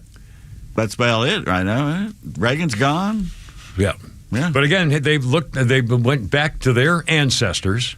Mm-hmm. And including Jimmy Carter. Jimmy Carter's family owned slaves. Bill Clinton. Bill Clinton. About Bill Clinton. Clinton's family. All owned slaves except Donald Trump. Now, here's the thing. If you go far back in people's history, everyone has a slaveholder in the history, and everybody has slaves in their history. I'm sorry. It's the way it was. Yeah. It didn't matter what nationality, what race you were. The entire world, for most of our complete history of humankind, slavery was the default how did they build the pyramids? I mean, they were slaves. They weren't volunteers getting paid. Everything that happened in the world was because they captured somebody and made them work for you. We need some bricks over here. Now we need 400 bricks today. I bid $4 on a bid. But for you, 200 bricks. 300. I mean, come on. Everybody's been a slave. Yeah. Everybody's been a slave. Get over it. Well, then obviously we should tear down all the statues to Jimmy Carter and Bill Clinton and there are statues Barack to Jimmy Hussein Carter? Well, I think there probably are. Where? Tributes of some kind. Maybe every house he's ever built should be torn down. The Habitat for Humanity. You're right. What Well, he's a racist and an anti-American racist and race hater. Huh. So there you are. Anyway, but again, it figures. It figures. Every single one. Oh my God, it's already 4:45. All right, come. We got tweets. We got Pete's tweets. Yeah, we'll probably do it. Probably forget. And also, I think we were supposed to do that last segment. I know. 30 I forgot. minutes. Do we ever circle back? Circle back. Do you ever do a Skynet? We didn't do Skynet either. Plus, Holy Crap at Sports. What's the over/under that we get I don't know. There's no betting allowed, sir. You're short-term memory. 5. Give me a break. Gambling is illegal in Bushwood. I'll be here till 6.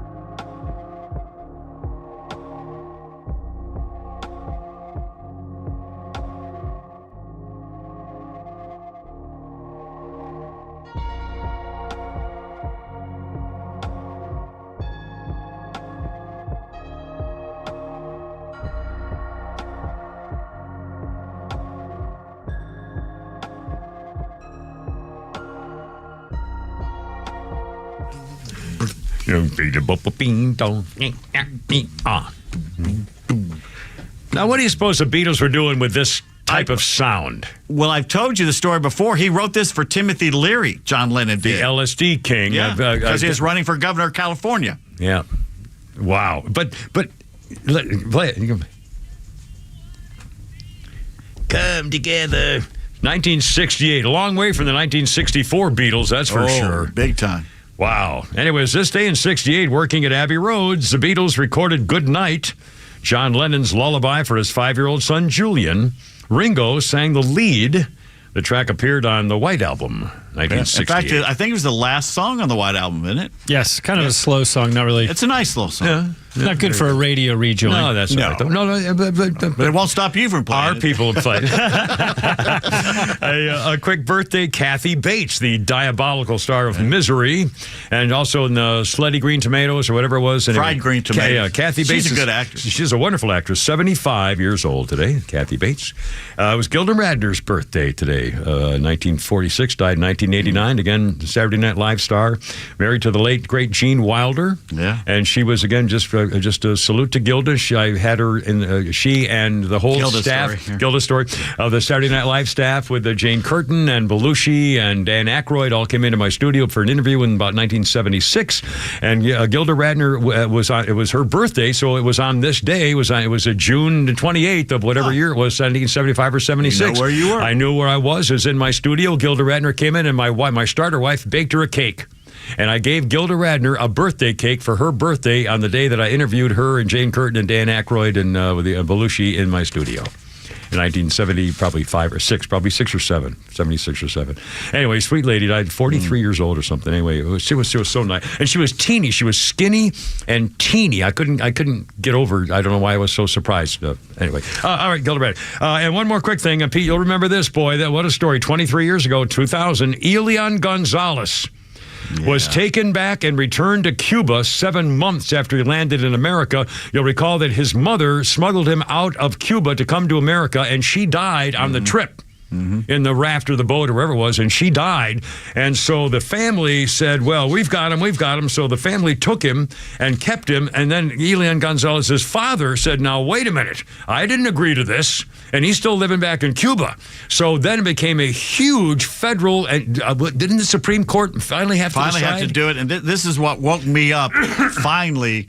It was one of the 3 things that happened within a year or two that woke me up. These Democrats are insane. Yeah. They are insane. It was and Eric Holder, when he went on CBS that morning, I was watching CBS Morning, Sunday morning, and he lied 3 times about that photograph of the Nazi jackboot pointing the gun at the kid. If you see the picture, if you Google the picture of Elian Gonzalez being taken back by federal authorities away from his family in America back to his father in Cuba, and he is terrified. Yeah. He is horrified and terrified, and there are agents and guns and anger. I mean, it's appalling, and they're trying to downplay it like, well, we're trying to save the little boy's future. He wasn't pointing it. Well, here's and CBS, to their credit, goes, well, here's the photo, and he's pointing it at him. Well, his finger's not on the trigger. They did the close-up. Well, the finger's on the trigger there. I mean, it was like lie after lie after lie. Well, he's the same guy who did the, give the guns to Fast and Furious and murdered an American agent. Why isn't he in prison? Well, he was held in contempt of Congress, and they let him go. Nothing happened.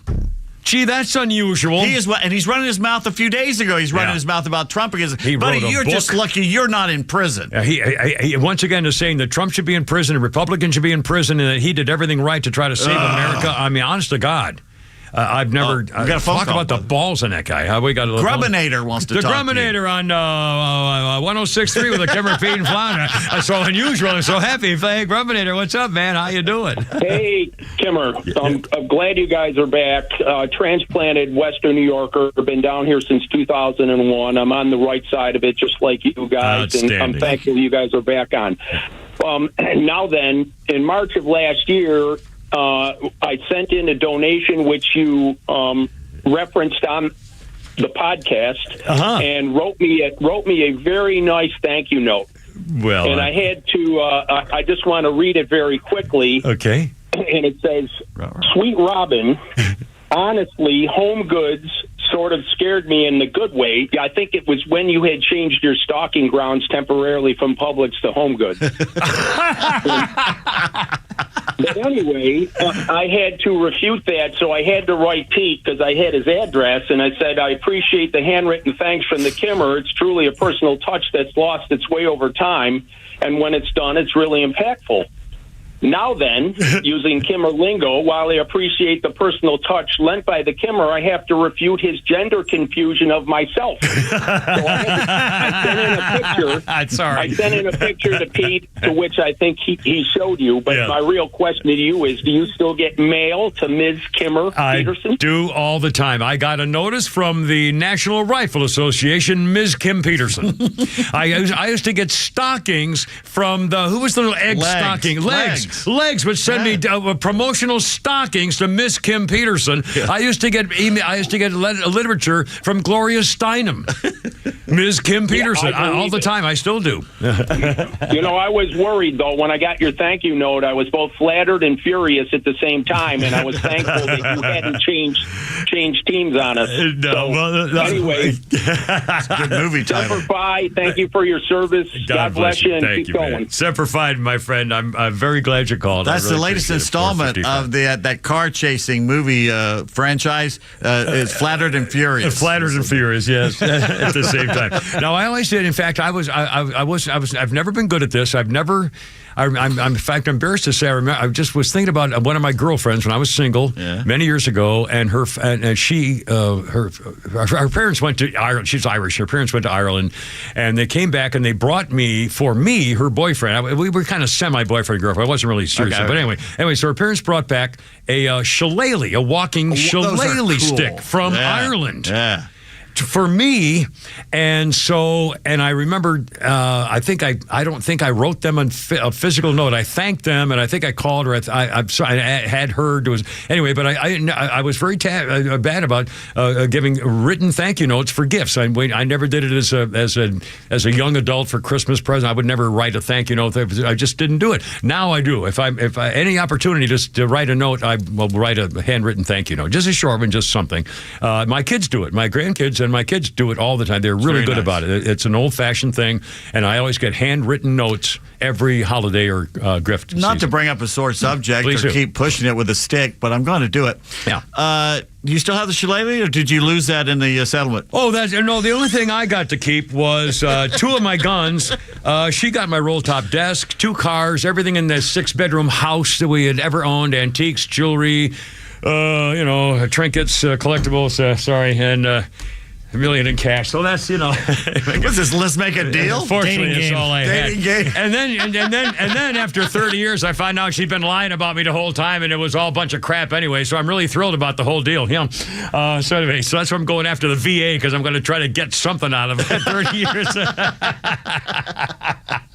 Anyway, well, no, I think basically the cancer from the Agent Orange is up. Basically, cost me my marriage and my kids' nest egg. It's what it turns out. So anyway, 457 already. I can't believe it. Okay. By the way, tweets. We didn't do Pete's tweets. We got time for Pete's tweets. We got a minute. Here we go. Pete's tweets. Hey. We got your tweets, and we got Pete, and he's dialing it up now as we speak, because we got tweets and we got Pete's tweets. All right, this is from a few days ago. A Harvard behavior scientist who studied honesty. Yeah. Is now accused of fabricating her data on hundreds of studies. Yeah, honesty. She faked it. DC Drano tweets, I can't believe Putin's thug cops shot an unarmed female veteran in the neck during the coup. Oh, wait. What? That wasn't Putin's thugs. Oh, that was America's thugs. Oh, my God. Yeah. That's what I was going to do to my daughter, to try to shoot her in the neck? Admit. Yeah, no, to tell her that, those damn Republicans shot that poor Democrat lady in the neck for no reason. Oh, I can't believe they did. Oh, no, I'm sorry, honey. It was the Democrats that did it, something like that. But she wouldn't have gotten it just like you didn't. No, she wouldn't have cared, and she would have gotten mad at me, so it wasn't worth it. Starting with the 2024 Oscars, movies will not be considered for Best Picture nomination unless they feature a lead of significant supporting character from an underrepresented racial or ethnic group. Also, the film must have a main storyline that focuses on an unrepresented group, or at least 30% of the cast comes from 2 or more underrepresented groups, as in women, ethnic minorities, LGBTQ, or the disabled. They are working and woking the art right out of the art of filmmaking. Does it say what job they have? Do they have to be on the air in the movie or just work on the set? I mean, this is unbelievable. No, you can't go to the movies anymore. What a bunch of crap. You make a movie based on... There's no way to make a movie based on what you want to make it on unless you have determinations of categories of... Right. I mean, that's nonsense. It's just like remember that the Hunt for Red October? Yeah. Tim Curry played the political officer. Right. Every decision had to be run through the political officer. That's right. That's what they have now. Well, from now on, obviously, the Academy Awards mean nothing if they're based on categories. They haven't for a long time now. I know. Yeah. Anyway, all right, it's coming up on 5 o'clock and 5 and a herb. The comedy and Pete. I mean, stuff we haven't gotten to.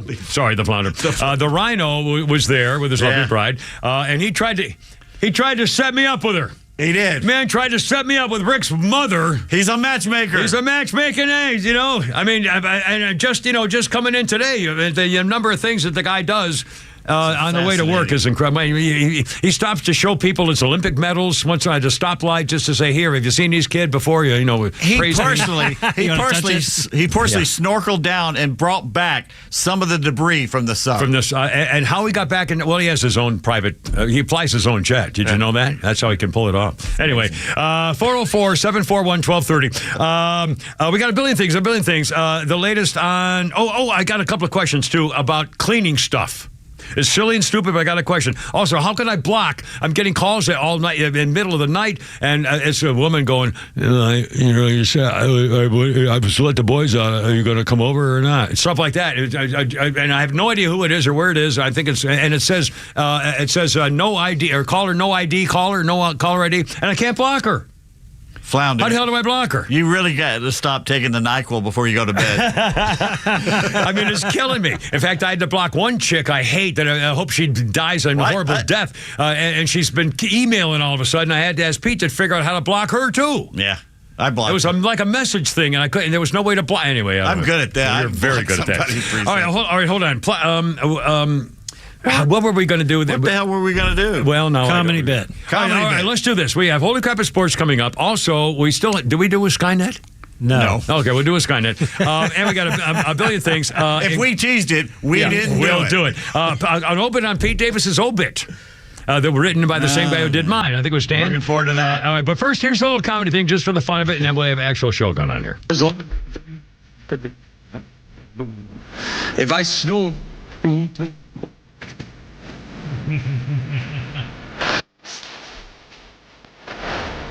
This is neat.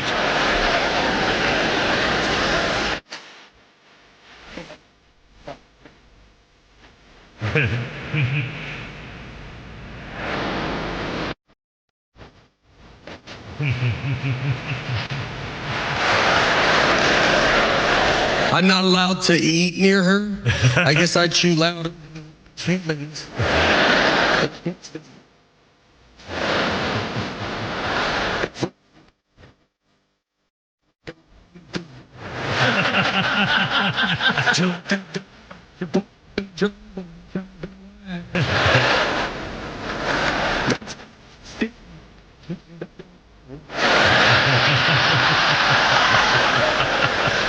We used to watch that show, The Amazing Race, together. And she was always like, oh, we should do that. And I told her, I said, look, if you want to get divorced on live TV, let's do it. That's Nate Bergatz, I think it's his last. Yeah. He's a very, very funny guy. Anyway, 404-741-1230, that's the number. And again, we are monitoring YouTube if you are watching us on the TV. Yes. Or we were a minute ago. Yeah. If anything new, and Pete will get that for you, too. Somebody said that he spit his food out when I said something, but he didn't say what I said that was so funny that it made him spit his food out. Well, that's silly. You should tell us what it was, and we'll say it again. We'll do it again. Do it for the next crowd tomorrow. Anyway, all right. A couple of things. I have a very stupid question. Okay. First of all, it's all just to reset the thing. It's almost 4th of July weekend, which, by the way, I can't believe. It's half the summer's already here. I can't believe it's almost July. I know.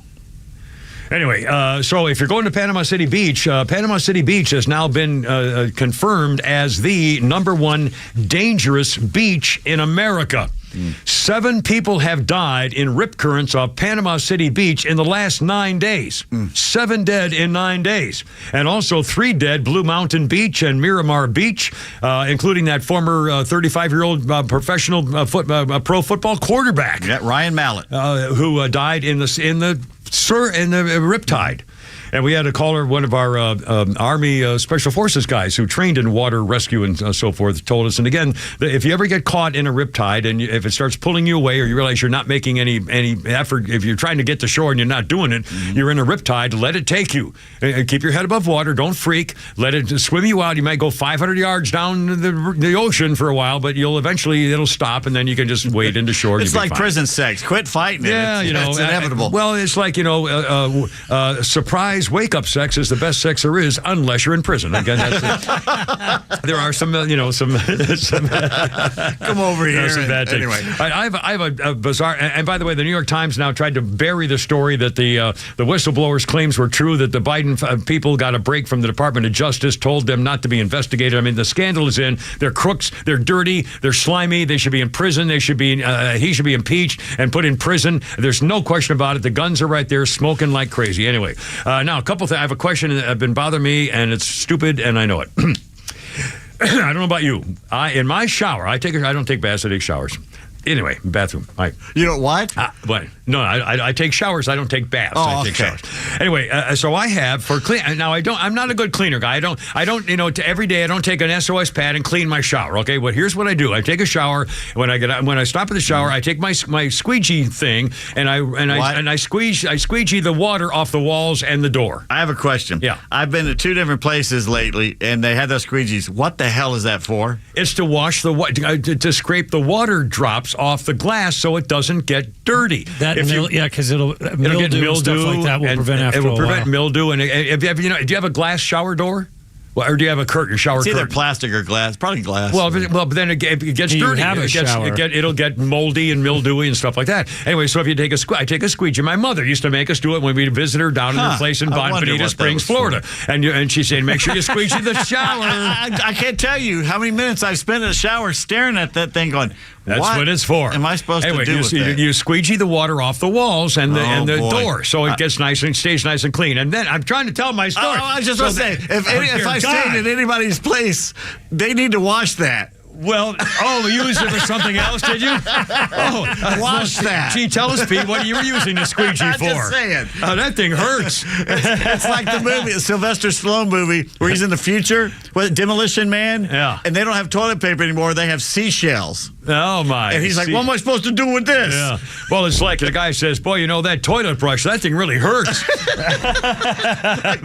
Anyway, so when I get out of the shower, I have my little spray bottles, and it's either a shower clean or shower away, or I don't know. There's 50 of them. There's a million different kinds of little spray bottles that you squirt this issue, and it's it's a soap and scrub, or I don't know what there's 9 or 10 of them, and I have a whole bunch of them. And the problem with those things is once you get down to about the last inch or so, you can't squeegee it up. You have to aim it at high. I mean, it's just worthless. So I literally today, I made count today, I have 6 plastic bottles of shower scrub, soap and bubble. I don't know what the hell they're called, but I have like scrub 6, and bubbles. I like 6 of those bottles well, that's my question. Can I mix all those chemicals together in one bottle and fill it up so I can use my one squeegee bottle? Because when they get low, they're worthless. You can't use them. I think you should mix all those chemicals and every other chemical you have under the sink. Yeah. Only do it though with the windows tightly closed and the door closed in that small little room. And put some rugs under the vents and the doorways, stuff like that. That way nobody else gets hurt by it. Yeah, and then maybe put some dry ice in a bucket and add water to it, stuff like that. That might be. And an acetylene torch would probably help out. A torch would be really, really good. Anyway, now by the way, a couple of those bottles stink. I mean, when you spray it, they smell like really? You got to get out of the room. Real strong stuff. Most of them don't, but some of them are very, very strong odor. I wonder. I mean, is that dangerous? Is there ever a thing where you can't mix chemicals from? Well, those are you're supposed to put that on a rag, right? And use it on a rag. I never do. I just spray this. But to make sure it's still good, you have to take a big sniff of it. Big sniff of it, and then maybe chew a little bit of it, see if it tastes good. Yeah.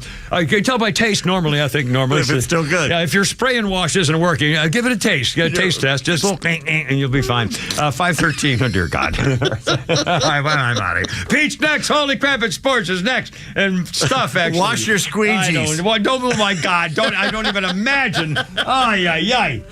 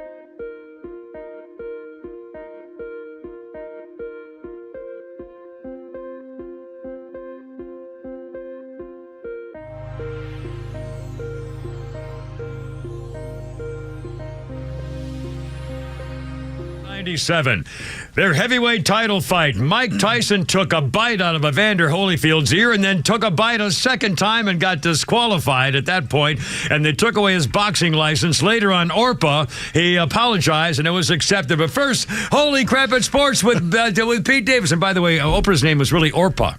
Orpa? Her grandmother misspelled it on the birth certificate. Really? She wanted to call her Orpa. And Oprah told me this herself, and when I was her news guy in 1983 or 4, whatever it was, in Chicago. Anyway, holy crap at sports with Pete Davis. We have some breaking news here. I just saw Mets owner Steve Cohen says all is not lost yet, but it's getting late. Ooh. Showalter? As Bob Dylan sings, it's not dark yet, but it's getting there. I thought they had a great team. They did last year. He was a genius last year, and this year they all got old. They all got old at the same time. Yeah. Verlander and what's his face, Scherzer. Syndergaard, they lost him, didn't they? Yeah, Syndergaard's been good for a few years now, but they were all the guys. Jeff McNeil, the squirrel that was hitting 300 plus. Yeah. He can't hit this year. They all kind of got old overnight. It's kind of weird, but they got some kids coming up. We'll see. Also, NFL gambling bans expected this week. I told you that this gambling thing has just started. They're going to catch players right and left doing this stuff. Why would you even? Well, I guess if you're a stupid. gambler, yeah. You gamble, you think it's cool, you think you can get away with it. They're not going to catch me. Blah blah. Plus, the house always wins. I know. I mean, if you gamble, you're not going to win in the end. I like money too much to gamble. Anyway, I've got 2 brothers. I can attest to that personally. Lost everything. All right, let's do Braves here. Yeah, let's do great fun. First of all, the Braves won today 3-0. They swept the Twins, and Olsen had a big blast. Right? Is that what we're going to hear here? There we go. Lazovic lets it fly, and it's hit high in the air, deep to center. Back is Castro at the wall, watches it go into the Braves bullpen. Solo shot, 3-0 Atlanta. Matt Olson's 26th of the year, his second RBI. Ben Ingram, is Ben Ingram there? That's right, correct? Sister station 6A. I believe so. I believe so. Sounded like. I think that's correct. I have a hard time telling his voice to the other guy who used to do it. It used to always drive me crazy because I couldn't tell the difference between the two. Who's the guy who's on television that does it? Brandon Gaudin. Yeah. That may have been him. It may have been Brandon. But I could be. Moving forward, I'll get that information for you. Not to worry. All right. It was fun at the ball game. We had fun there. It was the great. first inning, too. First inning, yeah, scored a run and all that stuff. Colby Allard was up there. Everyone thought Michael Soroka was going to start today. But hello, you're still in the air there, Flounder. Flounder, you're still in the air. Your mic's on there, sir. All right, then. Colby Allard activated off the 60-day DL. All he did was strike out 8 and 4 2/3 innings, so good for him. I guess he doesn't get the win since he didn't get that one last out. Damn it. But that's great. If Why wouldn't he get the win? If he was pitching in the first run. If he's the starter, you got to go 5 innings. Oh, he came out after 4? 4 2/3. Oh. So he must have a reason to come out. That's a shame. Obviously. But look, if this guy's going to come in and do this. If that's a great record. No runs great. and a couple of hits, and that's it. Yeah, that's pretty good there. So Derek Rodriguez was sent back down, so the Braves sweep. Let's see. Since Pete Alonso's throw it again smart-ass line to Bryce Elder, the Mets have gone from 6.5 back to 16 in 20 days. Bye-bye. And the Braves have more home runs in the first inning than the Mets have runs in the first inning. 25. Now it's like 25 to 20. Well, couldn't you do it twice, or did it first inning and then again later in the game yesterday? I think so. Yeah. I think you're correct on that, sir. Shohei Ohtani added to his growing legend by striking out 10 and smacking 2 homers in the Angels' win over the White Sox. The guy, he's better than Babe Ruth. No, he's not. I'm sorry, Babe Ruth didn't do it as much as he did for as long a time. This guy's been doing this for. Excuse me. Babe Ruth did this for years. No, he didn't.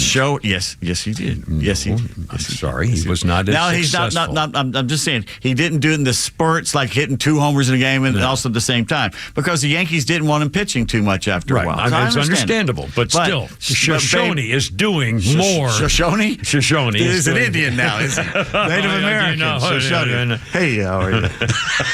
Anyway, Angels third baseman. Hey, how are you? Okay. Angels third baseman Eduardo Escobar is back with the team after becoming a United States citizen in Miami. Here's what he said. Today is a very special day for me, becoming an American citizen. I will always be grateful to this country where it has given me a lot in my career. I thank God for my family, my children, my parents, fans for always being with me in my good and my bad moments. God bless America. I like that guy. Yeah. I like him.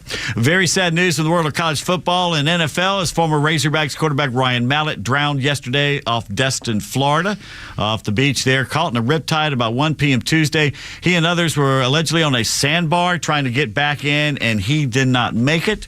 He began his career at Michigan, then transferred to Arkansas, was all second-team SEC, took them to a Liberty Bowl in 1 year, and then the Sugar Bowl the next. He was a very tall guy, very tall quarterback and everything. Broke virtually every program passing record with the Hogs. Chosen in the 3rd round of the draft by the Patriots. He was with them, the Texans, and the Ravens, and was just now starting to be a head coach at Whitehall High School in Arkansas. So it's a shame there. 35 years old, peak condition, a professional athlete.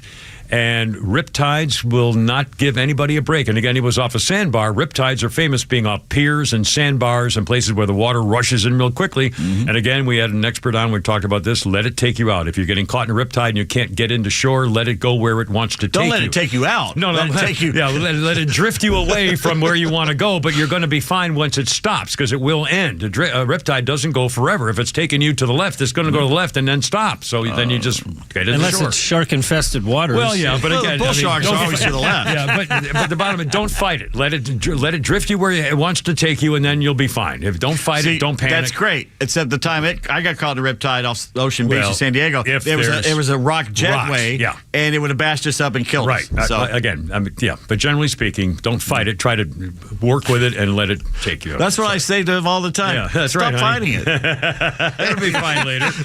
Respect you in the morning. I don't respect you now. It'll all kick in a few minutes. So you think you feel good? You should feel me. I don't know. Why are those wet blankets down in the floorboard? As she took to the start line of the 100-meter hurdles, Jolien Boumquo was first met with confusion. Oh, no. Then amusement, then raucous support. Well, what do you mean? The Belgian athlete, once again pretending there's a place called Belgium, emerged as an unlikely hero from the European Athletics Team Championships, or EATS, in Poland on Saturday, after injuries to her teammates compelled her to step into the hurdles event at the last minute. Hurdling event. Hurdles are very hard. They are hard. You have to run fast and jump over hurdles. Hence the name. The name hurdling. Yeah. What made this more interesting is Jolien is not just any athlete. No. She is a shot putter, and she is a large girl. If she's a shot putter, she's only got a lot of muscle on her. Yeah. While her competitor streaked away in front of her, Boumquo jogged cautiously up to each hurdle and climbed gingerly over the barriers. It's viral. In my head, it looks a bit more elegant than what I've seen on the video, she said. In my head, it does. But it could be worse as well. She finished 32.18 seconds, 19 seconds behind the next slowest athlete. I have never been this famous before. It's really crazy, she said. But good for her. God bless her. She did it. She did it because the team needed points. Somebody to get in there. If you don't show up, you get disqualified. That's right. Well, so Woody Allen says, I hate to quote him, 90% of life is just showing up. Yeah, just get there. ESPN anchor Sage Steele's lawyer is blasting Disney for their offer of $501K, so she'll shut up about trannies and Obama and forcing employees to take the clot shot. Here's what the lawyer said, quote, Disney cannot purchase their employees' constitutional rights, no matter how powerful they think they are, end quote. So they're trying to buy her. I mean, to shut her up. The bottom line is they're going to pay, and they're willing to pay her $500,000 to shut her up, and she said no. I know. I'd forget the money. I want to talk. Well, she wants, and good for her, she wants to say you cannot make people take this vaccine. First of all, it's not a vaccine, and two, it doesn't work. Yeah. Just my opinion. We welcome yours. Headline of the day. All right, sir. Zion Williamson's unhinged ex-girlfriend releases song about their relationship after tattooing his name on her face. On her face? On her face. Is this the porn star? Yeah, I think so. They threatened to release a video of him, of their having sex together? I think so. Oh, God. Yucky. And 4th of July is Tuesday, and that means an American tradition. All right. Joey Chestnut winning the Nathan's hot dog eating contest on Coney Island. Oh, God. What? What are you going to do? You going to play something for me here? What? Guys, I was just going to tell you, Zion's, the porn star, Mariah Mills, she put on her Instagram story today that she is pregnant, and she thinks it's with Zion's son. Oh, God. Well, she thinks. She doesn't know for sure. How unusual. Anyway, well, back to Joey here. This year's different. Oh. Joey Chestnut and Pepsi have joined forces to create a new condiment. It's Cola Chup. And it's a combination of Pepsi and ketchup. You put Pepsi in, and you drink it. You put the lime in the coconut, and you mix it all up. Mix it up. Smear that on your food. You'll be upchucking more than the contestants at the hot dog eating contest. And finally, go ahead. No, I'm just going to say, to do it, they have to mush the hot dogs and the rolls into a little moist little ball, and then and you know what has to happen when it gets done, right? It's not like they digest it normally. I mean, what happens? They have to they go Buick, I mean, ride the porcelain bus. There you go. As the Australians say, the Technicolor yawn. By the way, go do that now, and then we're going to do. This is disgusting. Yeah. You gave me the Atlanta Journal-Constitution sports page, and I looked at the bottom here, and this headline really, I don't know how they can live with themselves. It says, "Gay unlikely to make Hawks roster." If you're queer, Al Jazeera constipation says you're not going to be good at sports. Just because you like to hide your That's in right. different places doesn't mean you can't bounce a basketball. It's totally wrong. It's totally wrong. Despicable. We love queers as much as we love anybody else. Quit saying that, please. Well, then, we're supposed to now, aren't we? 5:30. We still never did. We got a Euro bit. We got to do comedy, and we did something. Something you asked I'm for Larry. too. I'm a fairy. Oh, no, you were something that you were going to talk about, and now I wrote it down. What the hell? Can't remember. Oh, the sub. Oh, the song. To make up a song. No, the subs. GPI. Oh, yeah, that's true. AI. We got to do that. Yeah. Oh, God. All right. Sure all right. we will. We'll be back. We'll be back. Sure we will.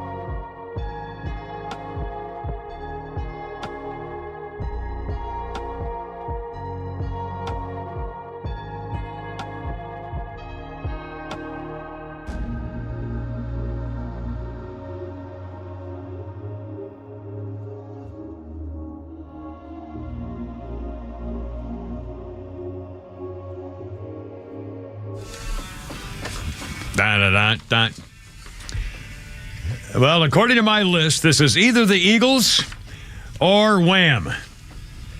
I just went generic. Or generic. Loosen it up around 5:30. Well, got to be loose. Got to be flexible. Adapt. Wham. On this 5:34. How you doing? It's only me. It's only the Kimmer. Oh, we'll play this one, man. There you go. Who's this here? This is Driving and Crying. Driving and Crying. I've met Kevin. Nice guy. He came in with his grandkids one night to a place I was at. Really? Yeah, so you got grandkids? Well, cool. They don't have 3 heads? 5:34. What do you mean, Pete? 5:34. It's only the Kimmer and Pete and Flounder, and Sutton's back there, too. Birthdays include Mary Stuart Masterson, 57 years old.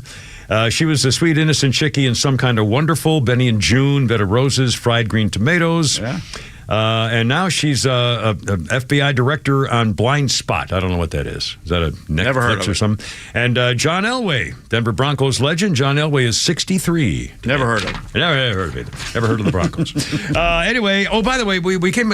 Pete came across something earlier today before we got on the air. You did? Yes, he did. Well, that's what she said. The finest pillows. Keep moving. And it is that we can now do this for you. In fact, we'll do this quickly today. Then maybe on another day sometime soon. We can have, if you would like to have a song written or a poem written. It's a Skynet update, by the way. Skynet. Sorry, Flounder, I didn't warn you. There we go. Skynet, AI, artificial intelligence, AI, Skynet. And if you would like to have a poem written or a song written for you or someone you care about, or pick a topic.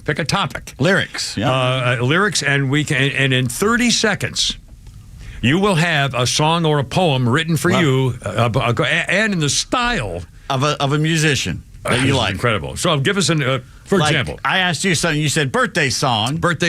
And I came up with Bob Dylan. So we asked the GPT AI, put in a little thing here, write us a birthday song that would be sung in the style of Bob Dylan. I won't do all the verses, but I'll do some of here in the style. We'll try and do it like that. It basically even has a title. It took 30 seconds. It says, Another Year Gone By Bob Dylan. Well, another year has come and gone, like a melody floating on. It's time to celebrate, sing along, with this birthday song I penned for you. And it goes on. The chorus. Now, how many stanzas are there? Let's see. There's 3 verses and a chorus and an outro. Here's the chorus. I'll just do this straight. So blow out your candles, make a wish. Let's toast to another trip round the sun. Time keeps moving oh so fast. Here's to memories that will surely last. That doesn't sound like Dylan. No, it doesn't sound like Dylan. That doesn't sound like Dylan there. And what's is there a the final outro? Stanza or Another outro? year gone by, my friend, but the music plays on till the very end. So let's raise our glasses and extend our heartfelt wishes for a happy birthday. Yeah.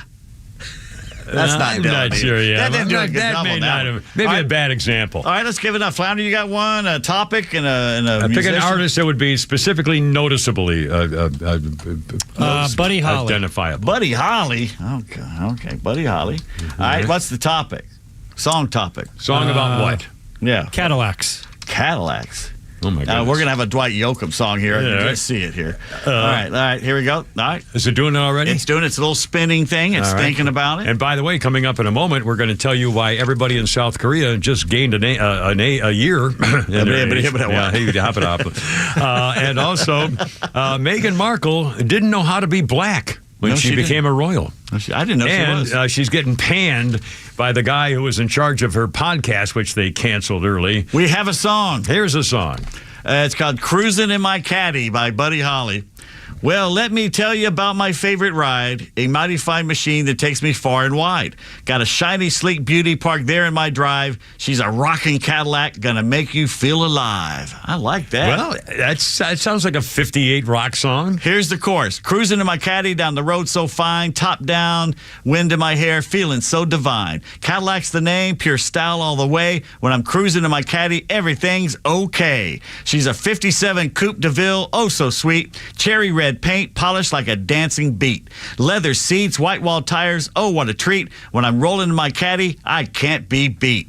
That's pretty damn good. Amazingly good, and it did it in 30 seconds. We did it live right here. This is live. He just asked Flounder, and it was about 30 seconds later. He had like 4 or 5 choruses and stanzas. I'll go ahead and take the credit for this because I'm the one who recommended Buddy Holly. Okay, you are. All right, let's do some more. Okay, well, Cadillac's the ride that captures everyone's gaze with those sleek tail fins. She's got that 50s craze. Every time I hit the gas, man, she amazes. Cruising in my caddy, I feel like a king for days.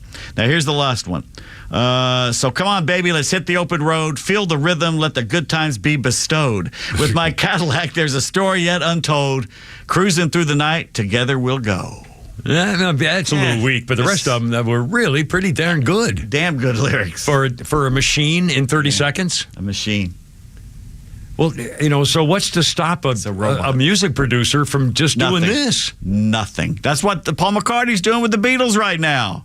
In fact, if you now, for example, I said that last stanza didn't really appeal to me. So just we could type it in again, say, "Give me another one. We didn't like that one," or something, and then keep doing it until you got exactly what you wanted, what no human has ever done. Okay, here's what I'm going to. The machine did your song for you. I'm going to do one with an Oldsmobile as the topic, but still Buddy Holly, and see if it gives me the same damn thing. All right. I should have done is put Cadillac again and see if it gave me the same thing or came up with another Cadillac song. Yeah, no, there's an idea. It could would it know that it's already done it? Oh, yeah, it will. It will know. It knows everything it does.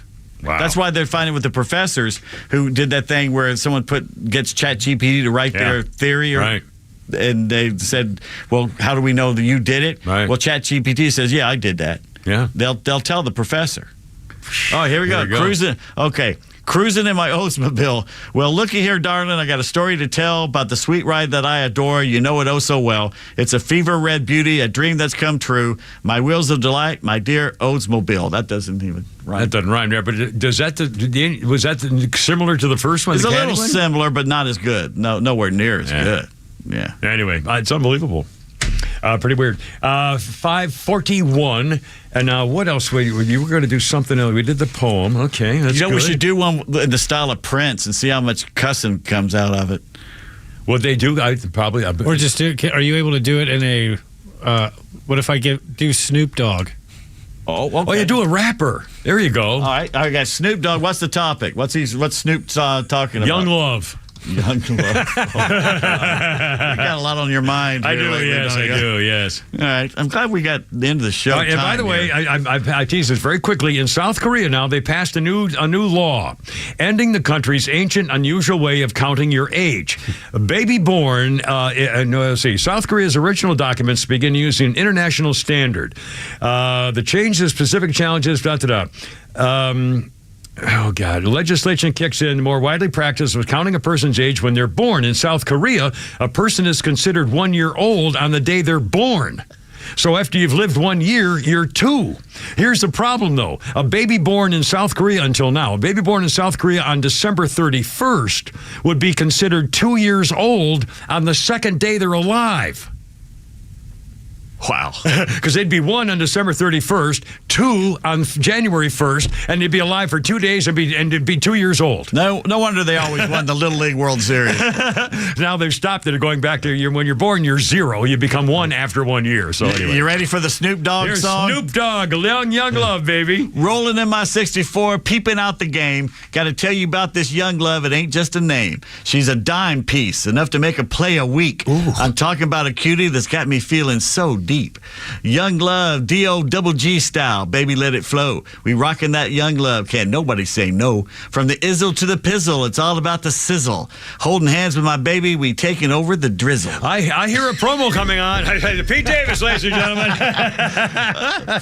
When we met in the city, heat was off the charts. Knew right then and there she was stealing my heart. Strolling through the hood, sipping gin and juice. Young love so sweet, it's like paradise, no excuse. Oh, man. Gin and juice. What, you just call it the purple or something? The grape drink. We be cruising down the block, riding smooth and slow. Young love all up in the air, feeling that funky glow. Side by side we ride. Ain't nothing breaking this connection. Our love so strong, ain't nothing shaking this affection. Holy cow. This is really astounding. Again, 30 seconds to a machine. Okay. So raise your glasses high, toast to our young love affair. D-O-double-G style, we be taking it everywhere. The world ain't ready for this kind of love so true. Young love forever, me and my boo. Boo got shot. Oh, mercy. That is unbelievable. Again, this is our life. This is America today. And it's just started.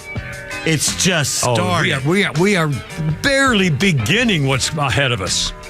They're going to be doing everything. Well, they're doing farming. They're doing doctoring, checking patients for what's wrong with them. I tell you, it's here. It's here. 404-741-1230 if you'd like to join us. 741-1230. With a Kimmer, Pete, and Flounder and Sutton's back there. Coming up, Pete's obituary. And Megan doesn't know how to be a black chick. Coming up, standing by here like a quarter. Who got shot? Who got shot?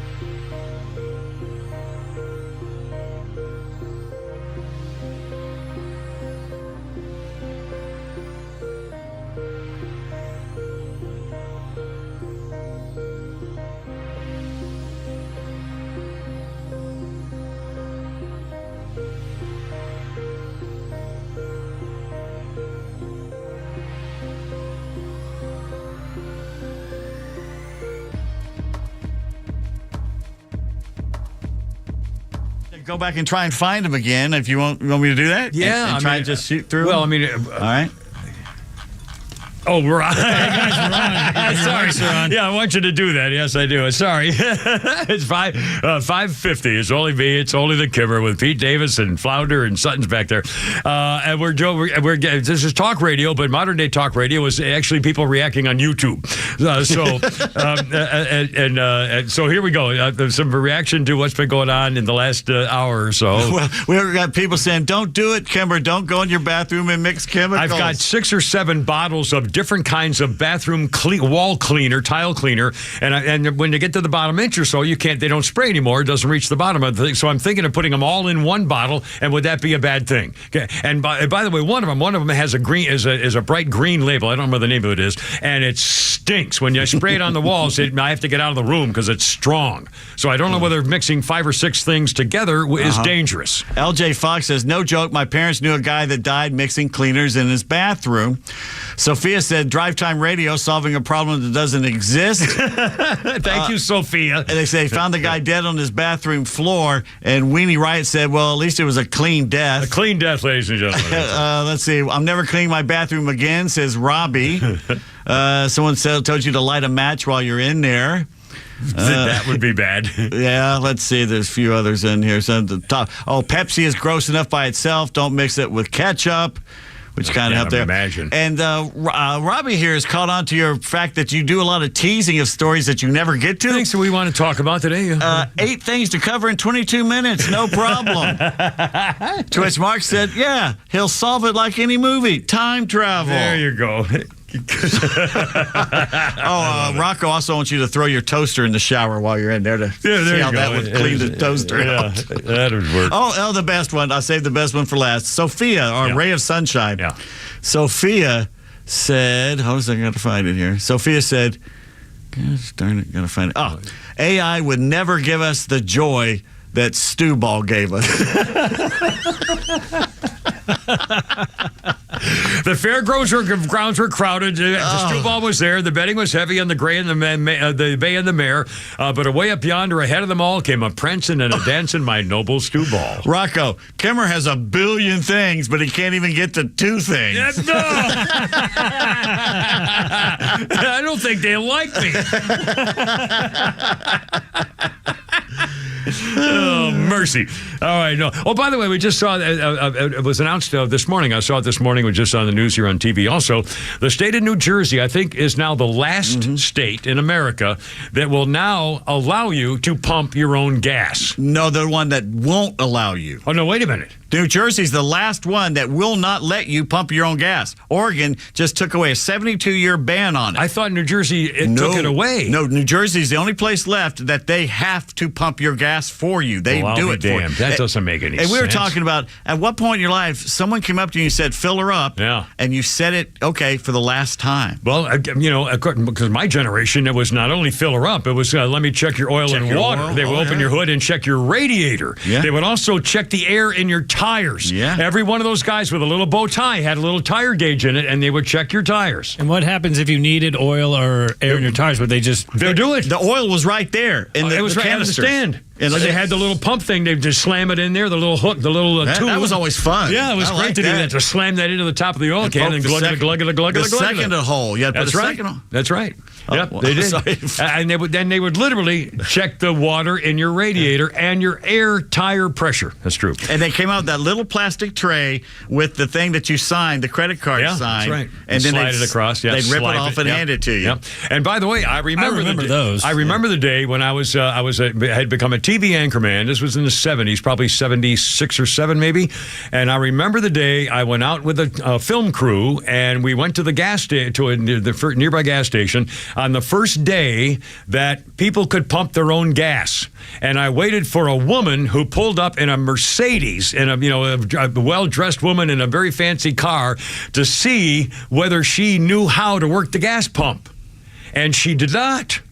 She tried to was figuring it out. First, remember the first time you ever actually on your own did the gas. Do you lift up the lever? Do you push? They the used thing? to be behind the license plate. Well, yeah, exactly. Or behind a tail light. There are some cars had the left tail light was you flip and it if over. You did, it was slap your hand. Yeah, that's right. But I remember doing a story and I interviewed her about, well, how do you feel about now you're pumping your own gas? And at first she said, well, I kind of like the independence of it. But she was, dressed to the nines, and you get gas fumes on you. I mean, whether it's hot or cold or rain. I mean, all of a sudden you're on your own. Yeah. And believe me, if you went into a gas station, if you ever even got near the pump, they're coming out of the building saying, "Get away from my pump, mister." Weenie said 20 years ago he was assaulted by an Oregon gas station attendant because he tried to pump his own gas. I'll guarantee you they did what? It was a liability. They were afraid they were going to go to jail. I was telling you during a commercial, my first real job was a gas monkey on Memorial Drive, the Sing Oil Company, and we were not supposed to pump the gas. It was all self-serve. Yeah. But the older people would come in there and they just looked so befuddled. Yeah. I'd just go out there and pump it for them. Well, when everything changed, I mean, it was. Of course, that was back when gasoline was 40 cents a gallon too.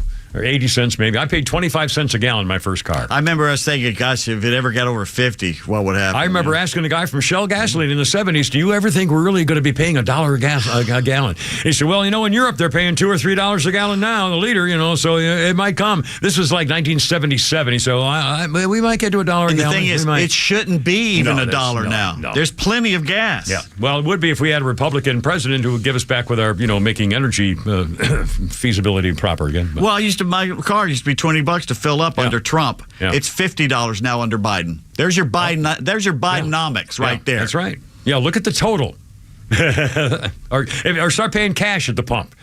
Start instead of charging it where you don't even look at it, you charge it and you go in your car. Start having to pay cash and see how you feel. Or better yet, just drive off. Don't pay it all. Forget it. Just take the tube with you. Put the pump in there and everything. I don't know. It's 5:56. Should we do Pete Davis's obituary, or you want to save that for tomorrow?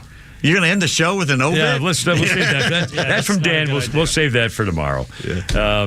Do we have another comedy bit? I think we have. We have one left over. Yes, we do. Let's have a little to end the show on a happy note, shall we? I'm the firstborn in my family. There's a lot of firstborn here. We have to stick together. We have the hardest of all the children. We show up. Our parents are not ready for us to be there.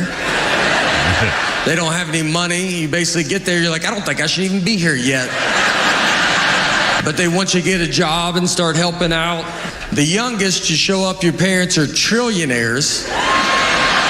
You live in homes the oldest never even saw. The house I was born into, my parents were 23 when I was born. And they rented a home. And then I just talked to them about this, and they said the front door of their home was a sliding glass door. And I was like, that doesn't make sense.